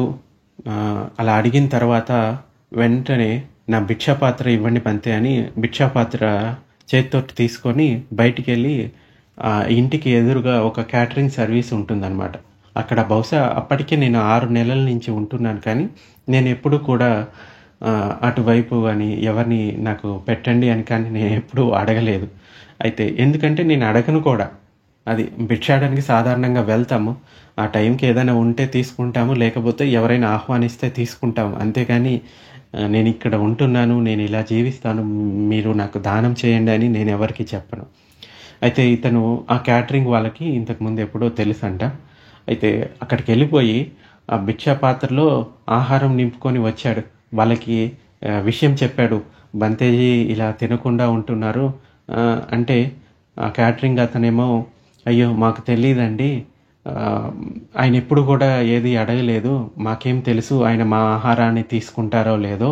ఇంకోటేందంటే మేము ఒక్కోసారి ఇలా రకరకాల ఫుడ్ చేస్తూ ఉంటాము. ఆయన తీసుకుంటారో లేదో మాకు తెలీదు కదా అంటే అప్పుడు ఆ ఉపాసకుడు చెప్పాడు. ఆయన ఏం లేదు కొంచెం ఏదో ఆ టైంకి ఆహారం తీసుకుంటారు. ఇక ఏ ఆహారం ఉంటే ఆ ఆహారాన్ని తీసుకుంటారు. సో, అందులో ఏమీ లేదు అంటే సరే అండి. ఆయన ఎప్పుడైనా వచ్చి మా దగ్గర నుంచి ఎప్పుడు ఇక్కడ మేము క్యాటరింగ్ చేస్తామో అప్పుడు ఆయన మా దగ్గర వచ్చి తీసుకోవచ్చు. ఇక్కడ ఏమి ఇబ్బంది లేదు. మొదట ఆయనకే వెళ్తుంది ఏదైతే ఆహారం ఉందో. మాకింకా సంతోషమే అని ఆ క్యాటరింగ్ అతను చెప్పాడు. అలా చెప్పిన తర్వాత ఇక ఈయన ఉపాసకుడు ఎవరైతే ఉన్నారో ఇక అతను కూడా ఇలా అనుకున్నాడు. బంతే మా ఇంటికి దగ్గరలో ఉంటే నేనే తీసుకొచ్చేవాడిని అని చెప్తే సరే పర్వాలేదులేండి ఏమి ఇబ్బంది లేదు. ఇవన్నీ జరుగుతూనే ఉంటాయి అని చెప్పేసి అంటే దమ్మం పవర్ చూడండి. నేను అతన్నేమీ పిలవలేదు. అతడు వచ్చాడు, తెలుసుకున్నాడు. ఆ తర్వాత ఆ క్యాటరింగ్ వాళ్ళు ఎప్పుడైతే వాళ్ళు ఫుడ్ ప్రిపేర్ చేస్తూ ఉండేవాళ్ళు అప్పుడప్పుడల్లా నాకు కొంత ఆహారాన్ని ఇస్తూ ఉండేవారు. అది కూడా కొంచెం ఆయిల్ ఫుడ్డే బట్ ఓకే. ఏదైతే అవసరం ఉందో అది ఆహారాన్ని తీసుకునేవాడిని. అట్లాగా ఒక చోట ఆగిపోతే ఇంకొక చోట మొదలవుతుంది అని చెప్తారు కదా! అలాగా అన్ని రోజులు దొరకకపోయినా కొన్ని రోజులైనా కానీ నాకు అలా దొరికేది. ఇప్పుడు ఇలా అనుకోవచ్చు. బంతే ఇంత ఒక్కో రోజు దొరకవచ్చు, ఒక్కో రోజు దొరకకపోవచ్చు. ఇట్లా కాకుండా ఎవరైనా మీకోసం ప్రత్యేకంగా ఆహారం తయారు చేసి పెట్టేవాళ్ళు ఉంటే గనక వాళ్ళకి కొంత డబ్బు ఇచ్చి చేయించుకోవచ్చు కదా! ఎవరైనా ఉపాసకులు డబ్బు ఇస్తే అంటే చేయించుకోవచ్చు. బట్ ఎవరైతే ఉపాసకులు ఉన్నారో వాళ్ళు ఈ ఏర్పాటు చేస్తే బాగుంటుంది. అలా కాకుండా నేను మాట్లాడి వాళ్ళకి నెలకి ఇంత ఇస్తాను అని చెప్తే ఒక నెల ఒక ఉపాసకుడు సహాయం చేయొచ్చు. తర్వాత నెల చేస్తాడు లేదో అనేది గ్యారంటీ లేదు. అలా కాకుండా ఎవరైనా ఒక ఉపాసకుడు బంతే ఈ నెలకే ఈ ఆహారానికి వీళ్ళని మేము చెప్పాము, వచ్చే నెల కూడా వాళ్ళు తెలుసుకొని వాళ్ళంతట వాళ్ళు ఆ ఉపాసకుడు అంటే ఎవరైనా వండడానికి ఏర్పాటు చేసి అది కనుక ఇచ్చినట్లయితే అట్లా తీసుకోవడంలో ఏమీ ఇబ్బంది లేదు. అలా కాకుండా నేను మాట్లాడి నేను చేసేది అయితే అది ఎప్పటికీ నేను చెయ్యను. సో ఇలా దొరికిన దాంతో సంతృప్తి పడతారు. ఎందుకంటే ఈరోజు ఉన్న మనస్తత్వం రేపు ఆ ఉపాసకుడికి అదే విధంగా నా పట్ల ఉంటుంది శ్రద్ధ అనేది చెప్పలేం. ఎందుకంటే ఇప్పటికే చాలా అనుభవాలు అయిపోయాయి. అందుచేత ఇంకొకటి ఏంటంటే ఆ ఉపాసకుడి మీద ఇలా ఆధారపడినప్పుడు ఏంటంటే నేను ప్రతి నెల ఫోన్ చేసి ఇలా డబ్బు అడగటం అన్నది నాకు కరెక్ట్గా అనిపించదు. చెప్పడం అన్నది వాళ్ళు ఇన్విటేషన్ ఇచ్చినా కానీ బట్ ఇలా గుర్తు చేయడం అన్నది కూడా నాకు కరెక్ట్గా అనిపించదు. ఏమో తెలీదు, ఒక్కోసారి ఖర్చు ఎక్కువ అవ్వచ్చు, ఒక్కోసారి తక్కువ అవ్వచ్చు. ఎక్కువైనప్పుడు వాళ్ళకి కొంచెం అసంతృప్తి ఉండొచ్చు, లేదంటే వాళ్ళ మనసులో ఇంకొక భావన ఉండొచ్చు, తెలీదు. అదే శ్రద్ధ ఉంటుందనేది గ్యారంటీ లేదు. కాబట్టి అంచేత నేను మ్యాక్సిమం ఎవరైనా చేస్తాను అంటే మీరు చెయ్యండి, అది ఓకే. ఆ టైంకి నాకు భోజనం వచ్చిందంటే పర్వాలేదు, ఒకవేళ రాలేదు అంటే చెప్పలేను. సో ఇలా డబ్బులు ఇచ్చినప్పుడు ఏంటంటే వాళ్ళు ఆ తర్వాత డబ్బు మీద ఆధారపడి ఉంటారు. అంటే ఇప్పుడు ఉదాహరణకి ఆ క్యాటరింగ్ సర్వీస్ వాళ్ళకి ప్రతి నెల ఇంత డబ్బు ఇస్తున్నాం అనుకోండి. ఇప్పుడు ఒక ఉపాసకుడు 2-3 నెలలు డబ్బు ఇచ్చాడు, ఆ తర్వాత నుంచి డబ్బులు ఇవ్వలేదంటే ఇప్పుడు వాళ్ళు ఇలా వాళ్ళు దానంగా ఇవ్వాలనుకున్న దానికి కూడా డబ్బులు ఎక్స్పెక్ట్ చేస్తారు కదా. సో ఒకసారి డబ్బు అలవాటు అయిందంటే మామూలుగానే గృహస్థుల మనసులో డబ్బు మీద కొంత కోరిక ఉంటుంది. వాళ్ళు ఏమనుకుంటారు, ఈ స్వామీజీ ఉన్నారు, ఈయనకి మంచిగా ఈ ట్రస్ట్ ఉంది, డబ్బులు ఉంటాయి, ఇది చేస్తారు అని అనుకుంటారు. కానీ అవేం జరగవు కదా. సో వాళ్ళకి నా పూర్తి స్థితి అన్నది తెలియదు కదా. సో అందుచేత నేను ఎవరైనా ఏర్పాటు చేయాలంటే వాళ్ళు మాట్లాడుకొని చేయండి అని చెప్తాను. లేదు అంటే జస్ట్ ఏదైతే దొరికిన దాంతో సంతృప్తి. సో అలాగా ఒక వారంలో ఒక 2-3 రోజులు అట్లాగా ఆ క్యాటరింగ్ సర్వీస్ ఎప్పుడైతే ఉండేదో అప్పుడు అక్కడ నుంచి ఫుడ్ తీసుకునేవాడిని. అది కూడా నేను వాళ్ళకి చెప్పేవాడిని, మీకు ఎటువంటి ఇబ్బంది లేనప్పుడే నాకు ఇవ్వండి, ఒకవేళ నా వల్ల ఏదైనా ఇబ్బంది ఉంది అంటే ప్లీజ్ నాకు చెప్పండి, నేనేమి ఇబ్బంది పెట్టను, ఎవరికి కూడా అసంతృప్తి వద్దు సో అని చెప్తాను. వాళ్ళు ఏమనుకుంటారంటే నన్ను చూడడానికి కార్లలో ఎంతోమంది వస్తూ ఉంటారు, ఎంతోమంది డాక్టర్లు లేకపోతే మిగతా వాళ్ళు వస్తూ ఉంటారు, ఈయన దగ్గర డబ్బులు ఉంటాయి, లేకపోతే ఈయన పెద్ద ఇది అయి ఉండొచ్చు అని అనుకుంటారు ఆ క్యాటరింగ్ వాళ్ళు కోరిక ఉంటుంది బట్ డబ్బు గురించి. బట్ ఇక్కడ అటువంటిది ఏమీ లేదని వాళ్ళకి తెలియదు కదా. సో ఎప్పుడైతే ఉందో అప్పుడు కొద్ది రోజులు గ్రహించాను. ఆ తర్వాత మిగతా రోజుల్లో ఏం చేసేవాడిని అంటే అక్కడ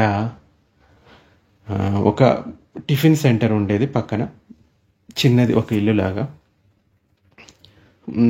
నాకు ఒకళ్ళిద్దరు ఉపాసకులు ఉన్నారు కదా, పాత ఉపాసకులు, సుబ్బరాజు గారు కానీ లేకపోతే ఇంకెవరైనా కానీ బ్రేక్ఫాస్ట్ కోసం వాళ్ళు ఆల్రెడీ అక్కడ ఆ హోటల్కి పేమెంట్ చేస్తారు. అయితే అక్కడి నుంచి రోజు నేను టిఫిన్ తెచ్చుకుంటాను. ఎప్పుడైతే ఇంకా లంచ్ ఇక్కడ ఎవరు ప్రిపేర్ చేయకపోతే కనుక నేను ఈ బ్రేక్ఫాస్టే కొంచెం ఎక్కువగా తీసుకునేవాడిని. అంటే ఒక 6 ఇడ్లీ, ఒక 2 గారె, ఇంకింతే. ఆ రోజుకి దాంతోటే సరిపోయేది. ఇంకా లంచ్ ఏమీ తీసుకోకపోయేవాడిని. ఏదైనా అవసరమైతే సాయంత్రం పూట ఒక నిమ్మకాయ జ్యూస్ తీసుకునేవాడిని. సో దీంతో ఒక 4-5 నెలలు సర్వైవ్ అవుతూ వచ్చాను. అలా ఇక ఎవరి మీద ఆధారపడకుండా అట్లాగా ముందుకు వెళ్ళేవాడిని. సో, ఆ తర్వాత ఇక నేను ఆలోచించుకున్నాను. ఇక్కడ ఉండడానికి కారణం ఏంటి? అసలు దేనికోసం ఉంటున్నాను? అనేది ఆలోచించుకొని, సరే ఇక్కడ కుదరదులే అని వేరే చోటికి వెళ్దాము. ఇక ఎవరు ఆ 3, 4 నెలల్లో వచ్చి మళ్ళీ భిక్షని ఇవ్వడం గానీ, లేకపోతే చేయడం గానీ ఎవరు చేయలేదు. సో, ఇంక అందుకోసం నేను కూడా సరే నేను వచ్చిన పని ఇక్కడ పూర్తయి ఉంటదిలే అనుకోని, ఆ తర్వాత వర్షావాసం గడపడం కోసమని మైసూర్ వెళ్ళాను. అక్కడ ఒక ఆశ్రమం ఉంటే, అక్కడ వర్షావాసం గడిపిన తర్వాత మళ్ళీ ఇండియాలో ఇటువంటి పరిస్థితులు ఉంటూనే ఉంటాయి. ఆహారంలో మార్పులు, చేర్పులు వస్తే నాకేమో అనారోగ్యం వస్తూనే ఉంటది. ఇది 2023 వర్షావాసం నేను మైసూర్‌లో గడిపాను. 2023 వర్షావాసం అయిపోయిన తర్వాత ఇంక నేను డిసైడ్ అయ్యాను. మళ్ళీ శ్రీలంక వెళ్ళిపోదాము. ఇక్కడ వేరే వాళ్ళ మీద డిపెండ్ అవ్వాలి నేను. సో, ఆ సమయానికి అవి అవ్వచ్చు, అవ్వకపోవచ్చు అని ఇంక శ్రీలంక వెళ్ళిపోతే నాకు ఏమి ఇబ్బంది ఉండదు కదా! చూద్దాము ఒకసారి వెళ్ళి అని డిసైడ్ అయిపోయి వర్షావాసం అయిపోగానే నవంబర్ నెల అనుకుంటా శ్రీలంక వెళ్ళిపోయాను 2023. శ్రీలంక వెళ్ళిన తర్వాత కనీసం ఒక 6 నెలలన్నా అక్కడ ఉండి చూద్దాము అనుకున్నాను. విచిత్రమైన విషయం ఏంటంటే ఈ టికెట్స్‌కి వాటికి కూడా ఏదో ఒక విధంగా నాకు ఆ టైంకి ఎవరో ఒకళ్ళు సహాయం చేస్తూ వచ్చేవాళ్ళు. సో, ముఖ్యంగా కొంతమంది అమెరికాలో ఉండేవాళ్ళు దమ్మాని వింటూ ఉండేవాళ్ళు. ఒకళ్ళిద్దరు ఉపాసకులు లేకపోతే నాకు అప్పుడప్పుడు ఈ అవసరమైన డొనేషన్స్ మెడిసిన్‌కి కానీ, లేకపోతే మిగతా విషయాలకు కానీ పంపిస్తూ ఉండేవాళ్ళు. అంటే వాటినే నేను ఈ టికెట్స్‌కి గానీ, లేకపోతే మిగతా విషయాలకి ఉపయోగించుకునేవాడిని. మెడిసిన్‌కి కానీ, లేకపోతే కావాల్సిన ఆవశ్యకాలకు కానీ అవి ఉపయోగించుకునేవాడిని. సో, నాకు అర్థమైన విషయం ఏంటంటే డబ్బు వచ్చేది వస్తుంది, ఖర్చయ్యేది ఖర్చవుతూనే ఉంటుంది బయట ఉన్నప్పుడు. ఆశ్రమంలో ఉన్నప్పుడు నాకంత అసలు ఖర్చేమి ఉండదు. కానీ బయట ఉన్నప్పుడు మాత్రం ఖర్చులు పెరిగిపోతూ ఉండేవి. అయితే ఇక శ్రీలంక వెళ్ళిపోయాను మళ్ళీ 2023 నవంబర్. ఆ తర్వాత ఒక నెల రోజులకే నాకు మళ్ళీ ఆ లివర్ ప్రాబ్లమ్ స్టార్ట్ అయింది. షుగర్ లెవెల్స్ బాగా అంటే పెరిగిపోయింది. ఒక రకంగా డబల్ అయిపోయింది. ఇంతకుముందు అంటే నేను శ్రీలంక వెళ్ళకముందు టెస్టులు చేయించుకున్నది ఒక దానికన్నా డబల్ పెరిగిపోయిందనమాట అక్కడ వెళ్ళిన తర్వాత. ఇక ఒక నెల తర్వాత మళ్ళీ అప్పటికప్పుడు ఇండియాకి తిరిగి రావాల్సి వచ్చింది. యాక్చువల్‌గా యూట్యూబ్ ద్వారా ఎవరైతే వింటూ ఉన్నారో వాళ్ళలో ఒకరిద్దరు ఉపాసకులైనా గానీ రెస్పాండ్ అయ్యి అప్పుడప్పుడు నాతో మాట్లాడి కొంచెం దానం చేస్తూ ఉండేవాళ్ళు. సో, అలాగా నాకు కొంచెం మిగతా వాళ్ళ దగ్గర నుంచి సహాయం వచ్చినా రాకపోయినా ఈ దమ్మం వల్ల ఎవరైతే కొంత లాభాన్ని పొందారో వాళ్ళు కొంచెం చేస్తూ ఉండేవాళ్ళు దానము. దాంతోటి కొన్ని ఖర్చులు అట్లాగా వెళ్ళిపోతూ ఉండేవి. అయితే బయట ఆహారాన్ని తీసుకోవడం కాకినాడలో చేసినప్పుడు ఒకసారి టైఫాయిడ్ కూడా వచ్చేసింది. ఇంకా అప్పటి నుంచి బయట ఆహారం భిక్షాటనకి వెళ్ళడం మానేశాను. అయినా కూడా మళ్ళీ వేరే చోటికి వెళ్ళినప్పుడు కొన్ని చోట్ల భిక్షాటనకి వెళ్ళానులేండి. అదేమవుతుందంటే ఒకసారి ఈ శరీరం డిస్టర్బ్ అయిందంటే అంత తొందరగా సెట్ అవ్వదండి. ఏదైనా అనారోగ్య పరిస్థితి వచ్చిందంటే అంత తొందరగా అది సెట్ అవ్వదు. సో, చాలా టైం పడుతుంది. మళ్ళీ ఆ నేచర్ క్యూర్‌కి వెళ్ళి మళ్ళీ ట్రీట్మెంట్ చేసుకొని అక్కడ కూడా ఖర్చు అవుతుంది. మరి దానికి కూడా ఎవరో ఒకళ్ళు సహాయం చేసేవాళ్ళు. ముఖ్యంగా నాకు మెడిసిన్‌కి ఆంజనేయ రెడ్డి గారు చాలా హెల్ప్‌ఫుల్‌గా ఉంటారు ఎప్పుడైనా. సో, ఆయన కూడా నేను ప్రత్యేకంగా అడగను. ఆయన ఏదైనా చేయాలనిపిస్తే చేస్తే తీసుకుంటాను తప్ప. ఆ తర్వాత శ్రీలంక వెళ్ళిన ఒక నెలకి మళ్ళీ పూర్వ పరిస్థితి పెరిగిపోతుంది రీడింగ్స్ అంచేత ఒక నెలకి మళ్ళీ తిరిగి వచ్చాను. తిరిగి వచ్చిన తర్వాత మళ్ళీ కాకినాడలో కొన్ని రోజులు ఉన్నాను. ఆ తర్వాత బయట ఎవరైనా అంటే నేను ఇలా అనుకునేవాడిని, ఏదైనా ఒక ఫ్యామిలీ నా గురించి కొంచెం కేరింగ్ తీసుకుంటే నాకు ఈ హెల్త్ ఇష్యూస్ ఉండవు కదా ఆహారం విషయంలో అని అనుకునేవాడిని. కానీ అదంత ఈజీ కాదని నాకు తర్వాత అర్థమైంది. అనుకుంటే ఈజీనే, బట్ కొన్ని చోట్ల ప్లేస్ ఉంటే ఫుడ్ ఉండదు, ఫుడ్ ఉంటే ప్లేస్ ఉండదు. అంటే ఫుడ్ ఇచ్చేవాళ్ళు ఉంటారు, బట్ నాకు తగినట్టుగా ప్లేస్ ఉండదు. కొన్ని చోట్ల ప్లేస్ ఉంటుంది, కానీ ఫుడ్ తగినట్టుగా ఇచ్చేవాళ్ళు ఉండరు. సో ఇలా ఒకటి ఉంటే ఒకటి ఉండకపోవడం జరుగుతూ ఉండేది. అయితే శ్రీలంక నుంచి తిరిగి వచ్చిన తర్వాత 2024 కొద్ది రోజులు మళ్ళీ కాకినాడలో ఉన్నాను. ఆ టైంలోనే నేను నా వల్ల ఎవరైనా బాధపడి ఉంటే వాళ్ళకి వెళ్ళి క్షమాపణ చెప్పాను. అంటే నా వల్ల ఏదో డిస్టర్బెన్స్ జరిగి ఉండవచ్చు. సో అంచేత వాళ్ళకి నా మనసులో నుంచి ఆ భావం తీసేయాలనేది. అందుకోసం నేను ఇంతకుముందు కూడా చెప్పాను కదా, ఇద్దరి మధ్య ఒక విషయం జరిగిందంటే నాదే తప్పు అని నేను తప్పుకుండా వెళ్ళిపోతాను, దాన్ని ఎక్కువ చేయను. సో అదేవిధంగా అక్కడ నా వల్ల ఎవరైనా బాధపడి ఉంటే, ఇబ్బంది కలిగి ఉంటే వాళ్ళకి నేనే క్షమాపణ ఇప్పటికి కూడా చెప్తాను. నా వల్ల ఎవరికైనా అక్కడ ఇబ్బంది కలిగి ఉంటే, అంటే నేను ఎలా అంటే ఒక్కోసారి చాలా ముక్కుసూటిగా మాట్లాడతానన్నమాట. సో అది కొన్నిసార్లు ఇబ్బంది కలిగిస్తూ ఉంటుంది. నా ఉద్దేశం వాళ్ళని ఎవరిని బాధ పెట్టాలని కాదు, బట్ ఎనీవే నా వల్ల ఎవరైనా బాధపడి ఉంటే వాళ్ళకి తప్పకుండా నేను క్షమాపణ చెప్తూ ఉంటాను. ఆ తర్వాత ఇక 2024 ఒక బయట పరిస్థితులు అర్థమైపోయి మళ్ళీ చెక్కపల్లి అంటే విజయవాడ దగ్గర ఒక ఆశ్రమం ఉంది కదా, ఇంకా అక్కడ చూద్దాము అని అక్కడికి వెళ్ళాను. లాస్ట్ ఇయర్ వర్షావాసం అక్కడే గడిపాను. ఆ తర్వాత వర్షావాసం తర్వాత జాండీస్ వచ్చింది. సో ఏంటంటే నాకు అందరికీ చేసేలాగా ఫుడ్ కాకుండా కొంచెం నాకు తగినట్టుగా ఫుడ్ చేయాల్సి ఉంటుంది.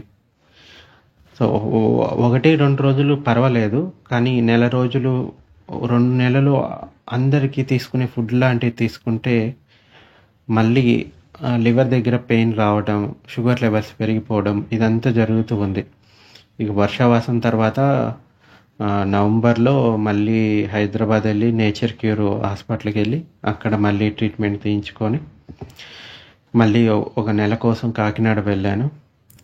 కాకినాడ తర్వాత ఇక్కడ బయట నాకు ఒక విషయం స్పష్టంగా అర్థమైపోయింది. ఏంటంటే నేను ఇక వాళ్ళ మీద వీళ్ళ మీద ఆధారపడకుండా ఆశ్రమంలో నాకు ఫుడ్ సరిగా సరిపడదు అనేది నాకు అర్థమైపోయింది. ఎందుకంటే కొద్ది రోజులు ఉన్నా మళ్ళీ అనారోగ్యం రావడం, మళ్ళీ హాస్పిటల్కి వెళ్ళడం, ఇవన్నీ ఖర్చులు. ఏ మానస్ట్రీ కూడా మీకు పర్సనల్గా, ఇప్పుడు ఉదాహరణకి నేను నేచర్ క్యూర్కి వెళ్ళాను అనుకోండి, అది మానస్ట్రీ ఏమీ భరించదు. కేవలం అక్కడ ఉన్నంత వరకు అక్కడ ఉన్న సదుపాయాలను మాత్రమే ఉపయోగించుకుంటాం. బయటికి వచ్చేసిన తర్వాత ఏ మానస్ట్రీ కూడా ఆ భిక్షు గురించి పట్టించుకోదు. సో అంచేత నా మీదే నాకు కొంచెం ఈ ఫైనాన్షియల్గా ఉంటూ ఉంటాయి. అయినా కూడా ఎవరో ఒకరు అంటే మెడికల్గా నాకు ఎక్కువ ఆంజనేయ రెడ్డి గారు చేస్తూ ఉంటారు. అయితే ఇక నేను డిసైడ్ అయిపోయాను, శ్రీలంక వెళ్ళడానికి వీలు పడదు. ఎందుకంటే అక్కడ వెళ్ళిన తర్వాత మళ్ళీ ఈ రోగం పెరుగుతూనే ఉంటుంది. నాకు అర్థం కాని విషయం ఏంటంటే, ఇక్కడ తీసుకునేది ఆహారమే, అక్కడ తీసుకునేది అటువంటి ఆహారమే, మంచి ఆహారమే, బట్ ఎందుకు జరుగుతుందా అని నాకు బాగా ఆలోచించిన తర్వాత ఒక విషయం తెలిసింది.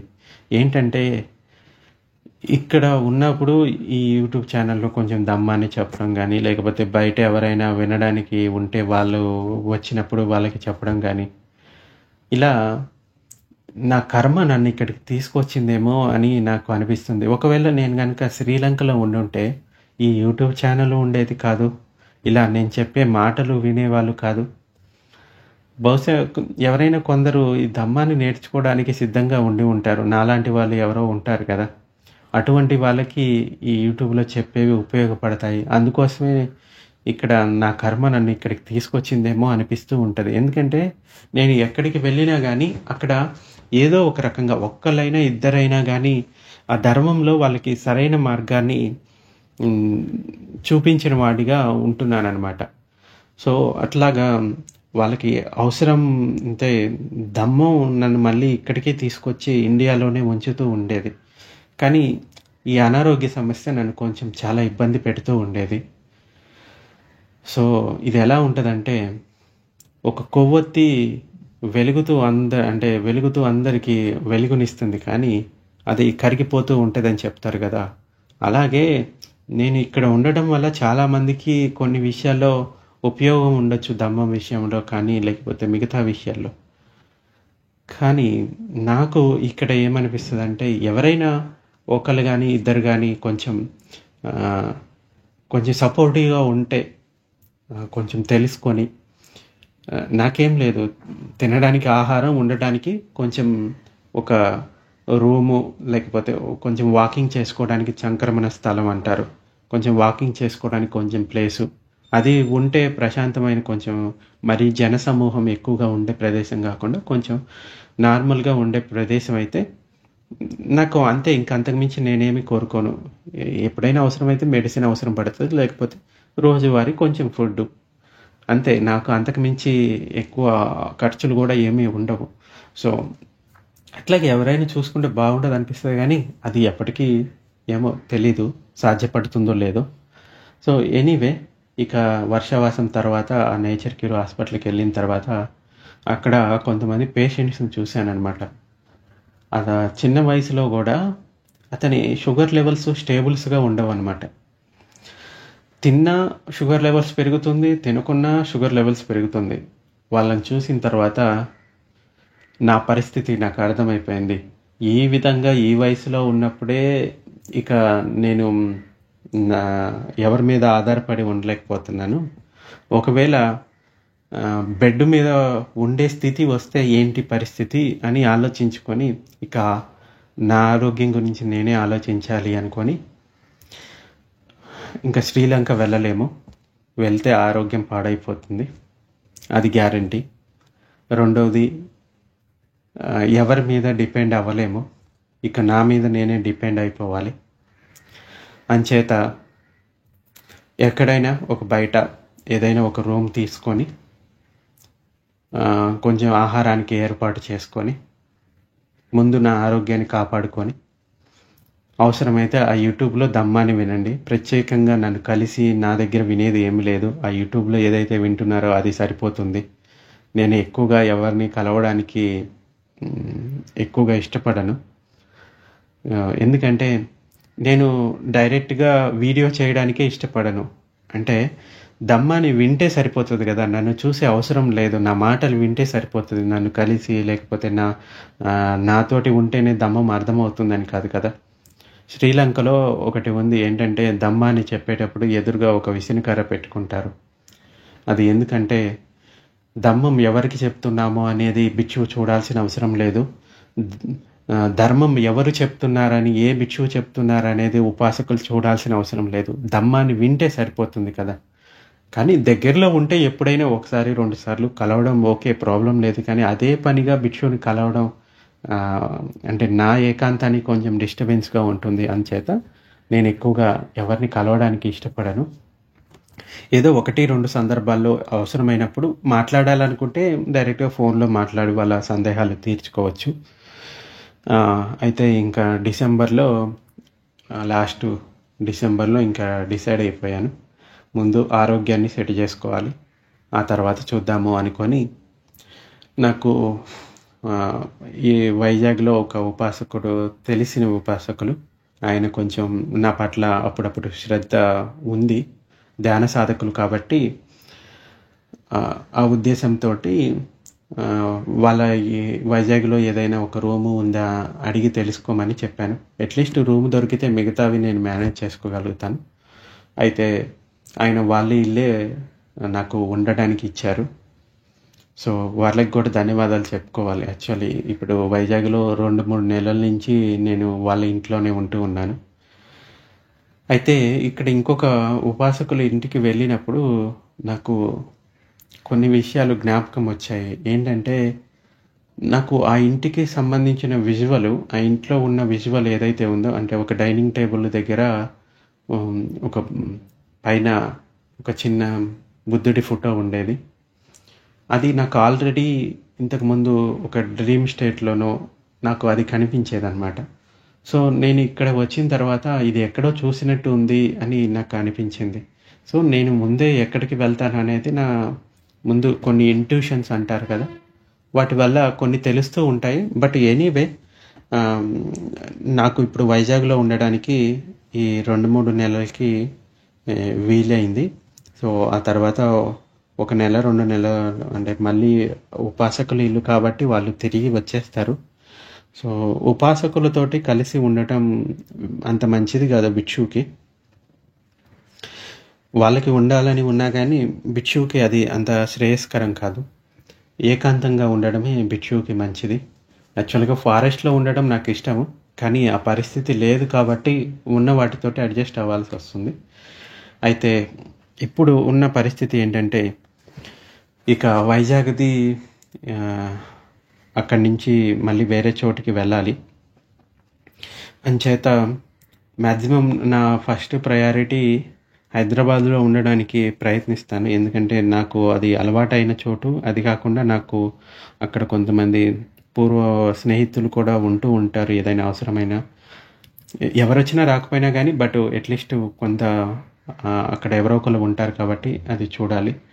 సో, ఎనీవే నా ఫస్ట్ ప్రయారిటీ ఇంకా హైదరాబాద్‌లో ఎక్కడైనా ఒక రూమ్ దొరికితే గనక అక్కడ ఉండాలి అన్నది ప్రయత్నిస్తాను. అది ఎంతవరకు సఫలమవుతుందో తెలీదు. సో, ఈ మధ్య బయట ఉన్నప్పుడు నాకు అర్థమైన విషయం ఏంటంటే, ఈ ఖర్చులు చాలా ఎక్కువగా ఉంటాయి. సాధారణంగా అంతకుముందు నాకు ఇన్ని ఖర్చులు ఉండేవి కాదు. సో, అప్పుడు నాకు మేనేజ్ అయిపోయేది.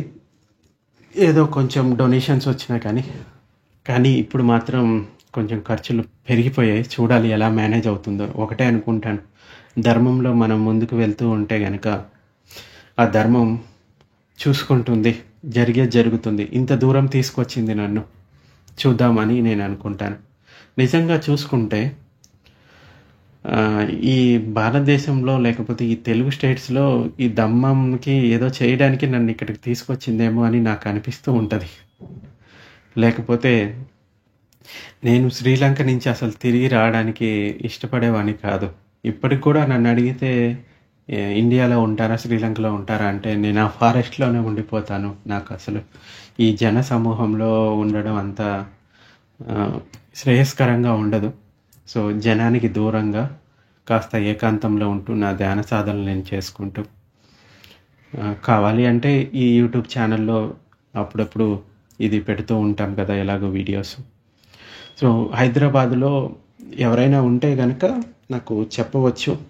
అది నాకు ఉండడానికి వీలైన ప్రదేశం అయితే గనక తప్పకుండా నేను ఒకసారి వచ్చి చూసుకొని, సో, కనీసం నాకు ఉండడానికి ఇల్లు దొరికింది అంటే మిగతా ఫుడ్డు అది ఏదో ఒక విధంగా మేనేజ్ చేసుకోవడానికి ట్రై చేస్తాను.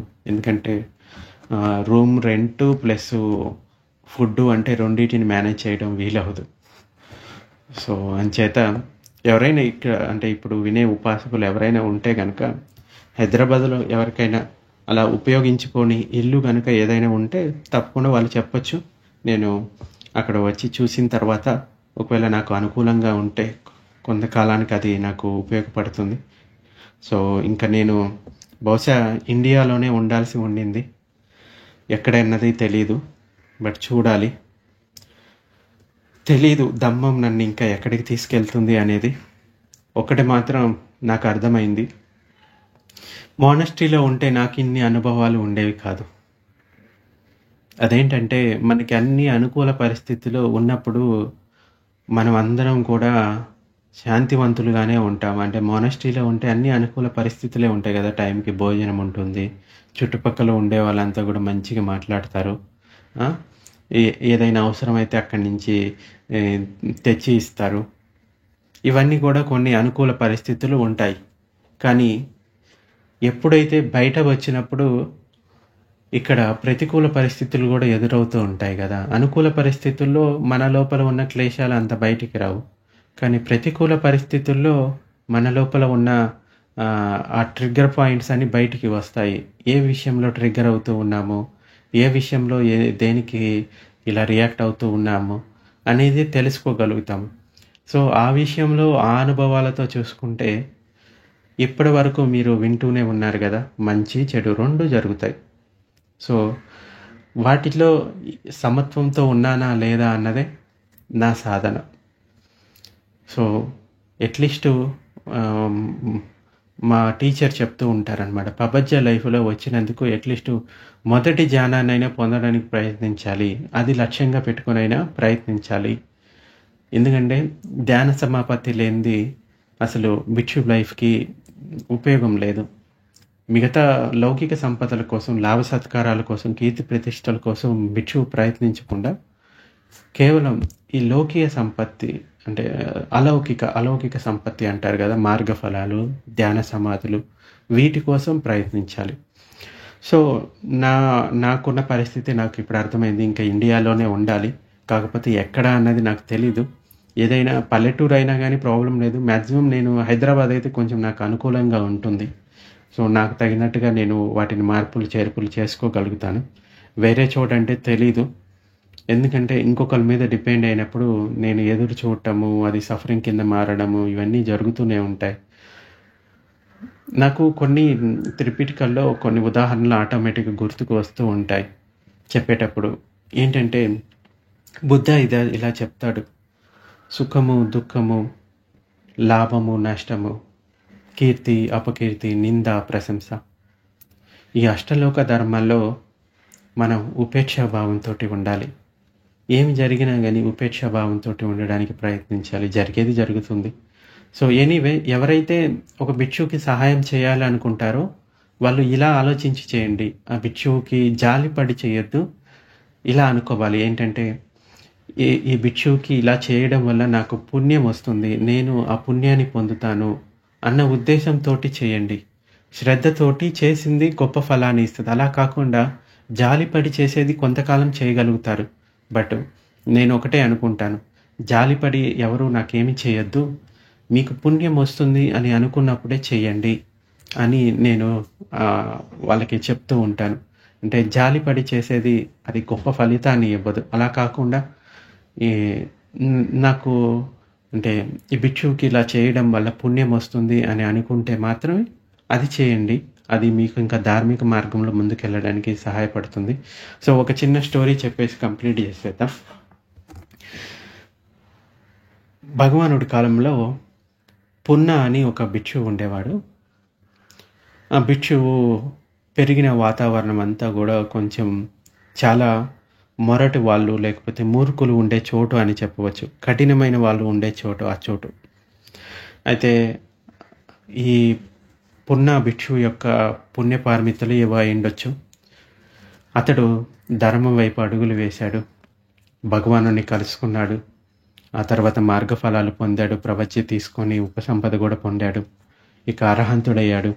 అర్హంతుడయిన తర్వాత అతడికి ఇలా అనిపించింది, ఏంటంటే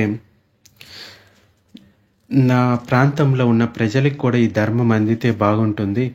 ఒకవేళ నేను గనక ఆ చోటికి వెళ్తే ఈ ధర్మాన్ని నేను వాళ్ళకి అందించగలుగుతాను అని భగవానుడి అనుమతి కోసం భగవానుడి దగ్గరికి వెళ్తాడు పున్న భిక్షువు. వెళ్ళి భగవానుడితో చెప్తాడు, బంతే, నేను ఈ ప్రపంచ జీవితంలోకి ఎందుకైతే వచ్చానో దాన్ని పూర్తి చేశాను. అంటే అర్హంత స్థితిని పొందాడు కదా, అది పూర్తి చేశాను. మీరు కనుక అనుమతి ఇస్తే నేను నా ప్రదేశానికి వెళ్తాను, అక్కడ నేను కొంతకాలం గడిపి వస్తాను అని భగవానుడి అనుమతి అడుగుతాడు. అప్పుడు భగవానుడు అడుగుతాడు, నువ్వు పలానా ప్రాంతం నుంచి వచ్చావు కదా, ఆ ప్రాంతంలో ఉండే ప్రజలు కొంచెం క్రూరమైన మనస్తత్వం కలిగిన వారు అయి ఉంటారు అని విన్నాను. మరి ఒకవేళ నువ్వు అక్కడికి వెళ్ళినప్పుడు అక్కడ నువ్వు భిక్షాటనకి వెళ్తావు. భిక్షాటనకి వెళ్ళినప్పుడు నీకెవ్వరు భిక్షను ఇవ్వకపోతే ఏం చేస్తావు అంటే, బంతే, నేను ఇలా అనుకుంటాను బంతే, వాళ్ళు నాకు భిక్షను ఇవ్వలేదు అంతే కదా, నన్నేమి తిట్టలేదు కదా, జస్ట్ భిక్షనే ఇవ్వలేదు, నన్ను తిట్టలేదు కదా అని అనుకుంటాను బంతే అని చెప్తాడు.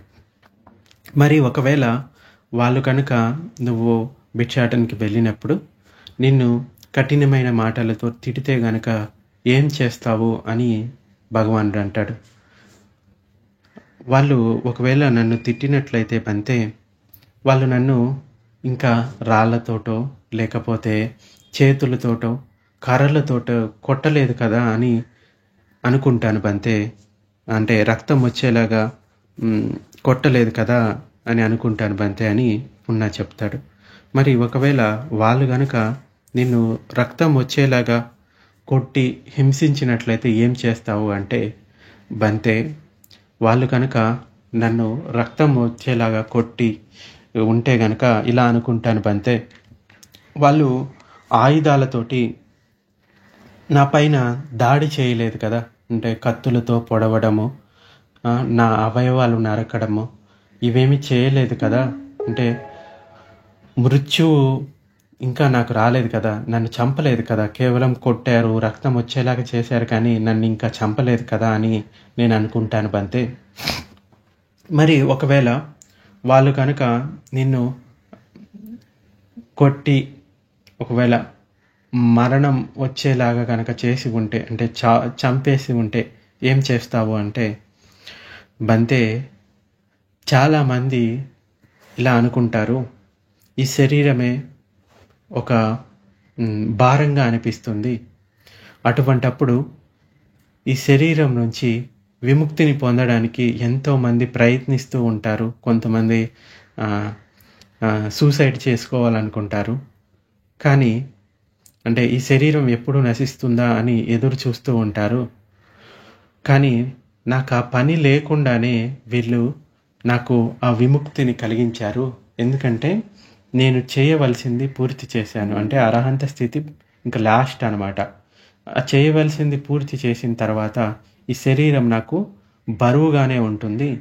సో అందుచేత నా కోసం వాళ్ళు నాకు ఈ శరీరం నుండి విముక్తిని కలిగించారు. ఒకవేళ వాళ్ళు గనక చంపి ఉంటే అని నేను అనుకుంటాను బంతే అని ఈ పున్నా చెప్తాడు. ఇలా చెప్పిన తర్వాత భగవానుడు, సాధు సాధు పున్నా, మంచిది, నువ్వు ఆ చోటికి వెళ్ళడానికి సరైన వాడివి అని చెప్తాడు. అంటే ఒక భిక్షువు ఈ విధంగా ఆలోచించాలి అనేది చెప్తూ ఉంటారు. అంటే ఇప్పుడు అన్ని అనుకూల పరిస్థితులే ఉండవు కదా, ఒక్కొక్క చోట ఒక్కొక్క పరిస్థితి ఎదురవుతూ ఉంటుంది. సో ఒక్కొక్క చోట భిక్షను ఇవ్వకపోవచ్చు. ఓకే, అంతే కదా, భిక్షను ఇవ్వలేదు, వాళ్ళైతే మనల్ని తిట్టలేదు, కొట్టలేదు కదా. ఒకవేళ తిట్టారు, కొట్టారు అంటే ఓకే, ఇంకా మనల్ని ఇంకా నరకలేదు కదా. ఒకవేళ వాళ్ళు నరికేంత పని చేశారు అంటే ఓకే, ఇంకా పర్వాలేదు, ఇంకా జీవించే ఉన్నాను కదా. ఒకవేళ వాళ్ళు ప్రాణం తీసేసినా ఓకే, పర్వాలేదు, ఈ శరీరమే దుఃఖం కదా, ఓకే, ఆ పని వాళ్ళు చేసి పెట్టారు అని ఇలా కూడా ఆలోచించవచ్చు. సో అంచేత వీలైనంత సహనంతో ఉండాలి, సహనాన్ని ప్రాక్టీస్ చేయాలి అని చెప్తారు. ఈ స్టేట్ వరకు వెళ్ళాలి. సో అంచేత ఒకవేళ అంటే మనకి భిక్షు జీవితంలో ఎప్పుడు పరిస్థితి ఒకే రకంగా ఉండదు కదా. ఇంకొక విషయం ఏంటంటే, అందరికీ నా జీవితంలాగా ఉండాలి అని లేదు. ఇప్పుడు మోనస్ట్రీలో ఉంటారు, వాళ్ళకి ఏమి ఇబ్బంది లేదు కదా, వాళ్ళు వాళ్ళ ధ్యాన సాధన చేసుకుంటారు, మిగతా విషయాల్లో ఏమి ఇబ్బంది లేదు. నాకంటే కొన్ని అనారోగ్య సమస్యల వల్ల ఇలా వచ్చాను, ఏదో కొన్ని వేరే కారణాల వల్ల కూడా వచ్చి ఉండొచ్చు. సో అందరికీ ఇటువంటి అనుభవమే కలుగుతుంది అని అనుకోవద్దు. ఎవరైనా భిక్షువుగా మారాలి అనుకుంటే నేనైతే వాళ్ళని మారమనే చెప్తాను. ఎటువంటి పోస్ట్‌పోన్ చేసుకోకుండా జస్ట్ ముందుకు వెళ్ళిపోండి, జరిగేది జరుగుతుంది. సో అందరికీ ఇటువంటి అనుభవమే ఉంటుంది. ఇన్ని కష్టాలు పడాలా అంటే నాకెప్పుడు ఇది కష్టంగా అనిపించదు, కానీ బట్ ఇట్లాగా ఎంతకాలం అనేది నేను ఆలోచిస్తాను. సో అంటే ఈ ఇంకొకరి మీద డిపెండ్ అయింది కొంచెం సఫరింగే నాకు తెలిసి. సో ఎనీవే, అందరి జీవితం ఒకే రకంగా ఉండదు కదా. ఇది నా అనుభవం అన్నమాట. నా వైపు నుంచి చెప్తున్న విషయాలు మరి ఇంకొక వైపు నుంచి ఇంకొకరికి ఏ విధంగా అనిపిస్తుంది అనేది నాకు తెలీదు. ఎనీవే, చూద్దాం ఏం జరుగుతుంది అనేది. సో ఒకవేళ హైదరాబాద్లో ఎవరైనా ఉంటే కనుక నా ఉపాసకుల నెంబరు అక్కడ కింద ఇచ్చాను, వాళ్ళకి కాంటాక్ట్ చేయొచ్చు. ఎవరైనా వాళ్ళకి చెప్తే వాళ్ళు నాకు ఇన్ఫర్మేషన్ ఇస్తారు. సో మంచిది. ఫైనల్గా చెప్పాలనుకునేది ఏంటంటే, బ్రతకాలనే ఆశ లేదు, మరణం అంటే భయం లేదు. కాలం సమీపించే వరకు ఒక మృతుని వలె నిరీక్షిస్తూ ఉంటాను. అంటే ఈ శరీరం దుఃఖం అన్నమాట. సో నిబ్బానాన్ని పొంది ఆ తర్వాత ఈ మరణాన్ని పొందడం అంటే పరినిర్వాణాన్ని పొందడం సుఖం. మళ్ళీ పుట్టుక లేకుండా ఉండడం సుఖం. అలా కాకుండా మన రూపంలో ఉన్న క్లేశాలు ఇంకా ఉన్నాయి అంటే గనక అవి మనల్ని ఇంకొక జన్మకు తీసుకొని వెళ్తూనే ఉంటాయి. అంటే బ్రతకాలనే ఆశ లేదు, మరణం అంటే భయం లేదు. కాలం సమీపించే వరకు ఎరుకతోటి ప్రజ్ఞతోటి నిరీక్షిస్తూ ఉంటాను నేను. సో ఇది ఈరోజు ప్రవచనం. ఇంతటితోటి ఇప్పటి వరకు జరిగిన విషయాలన్నీ కూడా ఆల్మోస్ట్ ఇక్కడ ఉన్నాయి. నేనేమి అంటే ఉన్నది ఉన్నట్లుగానే చెప్పాను అని అనుకుంటున్నాను. ఎందుకంటే దాచడానికి ఏ విషయాలు లేవు, దాచాలన్న ఉద్దేశం కూడా నాకు లేదు. సో బిచ్చు జీవితంలో మంచి ఉంటుంది, చెడు ఉంటుంది. అంచేత మంచిని చూడండి, ముందుకు వెళ్తాము. ఎటువంటి ప్రతికూల పరిస్థితులు వచ్చినా అవి మన లోపల ఉన్న సహనాన్ని పరీక్షించడానికి వచ్చాయని చూసుకోండి. ఇంకా మన లోపల ఉన్న క్లేశాలను బయట తీయడానికి వచ్చాయని చూసుకోండి. సో ఈ విధంగా ఎవరికి వాళ్ళు మోటివేషన్ చేసుకుంటూ ముందుకు వెళ్ళాలి. సో ఇంతటితో ఆపేస్తున్నాను. ఇంకొక విషయం చెప్పాలి. ఎలాగో ఇన్ని విషయాలు చెప్పుకుంటూ వచ్చాం కదా, కొన్ని సందర్భంలో ఇలా అనిపించేది, ఇక చాలే ఈ యూట్యూబ్ ఛానల్ కూడా ఆపేద్దాము అని నాకు అనిపించేది. దీనికోసం రోజు 1 గంట సమయం, 2 గంటల సమయము, ఇంకా ఎడిటింగు, లేకపోతే మిగతా విషయాలు ఇవన్నీ చేసుకోవాలి. సో నేర్చుకోవాలనుకున్న వాళ్ళు ఎలాగైనా నేను ఏ విధంగా అయితే ఈ ధర్మంలోకి వచ్చి, అంటే నాకు ఎవరు కూర్చోబెట్టి చెప్పింది లేదు, ఏ సుత్తాన్ని నేను విన్నది లేదు. జస్ట్ గోయింక గారి కోర్సుకి వెళ్ళాను. ఆ తర్వాత అంచెలంచెలుగా అంటే నేను ప్రయత్నించి ముందుకు వెళ్ళాను.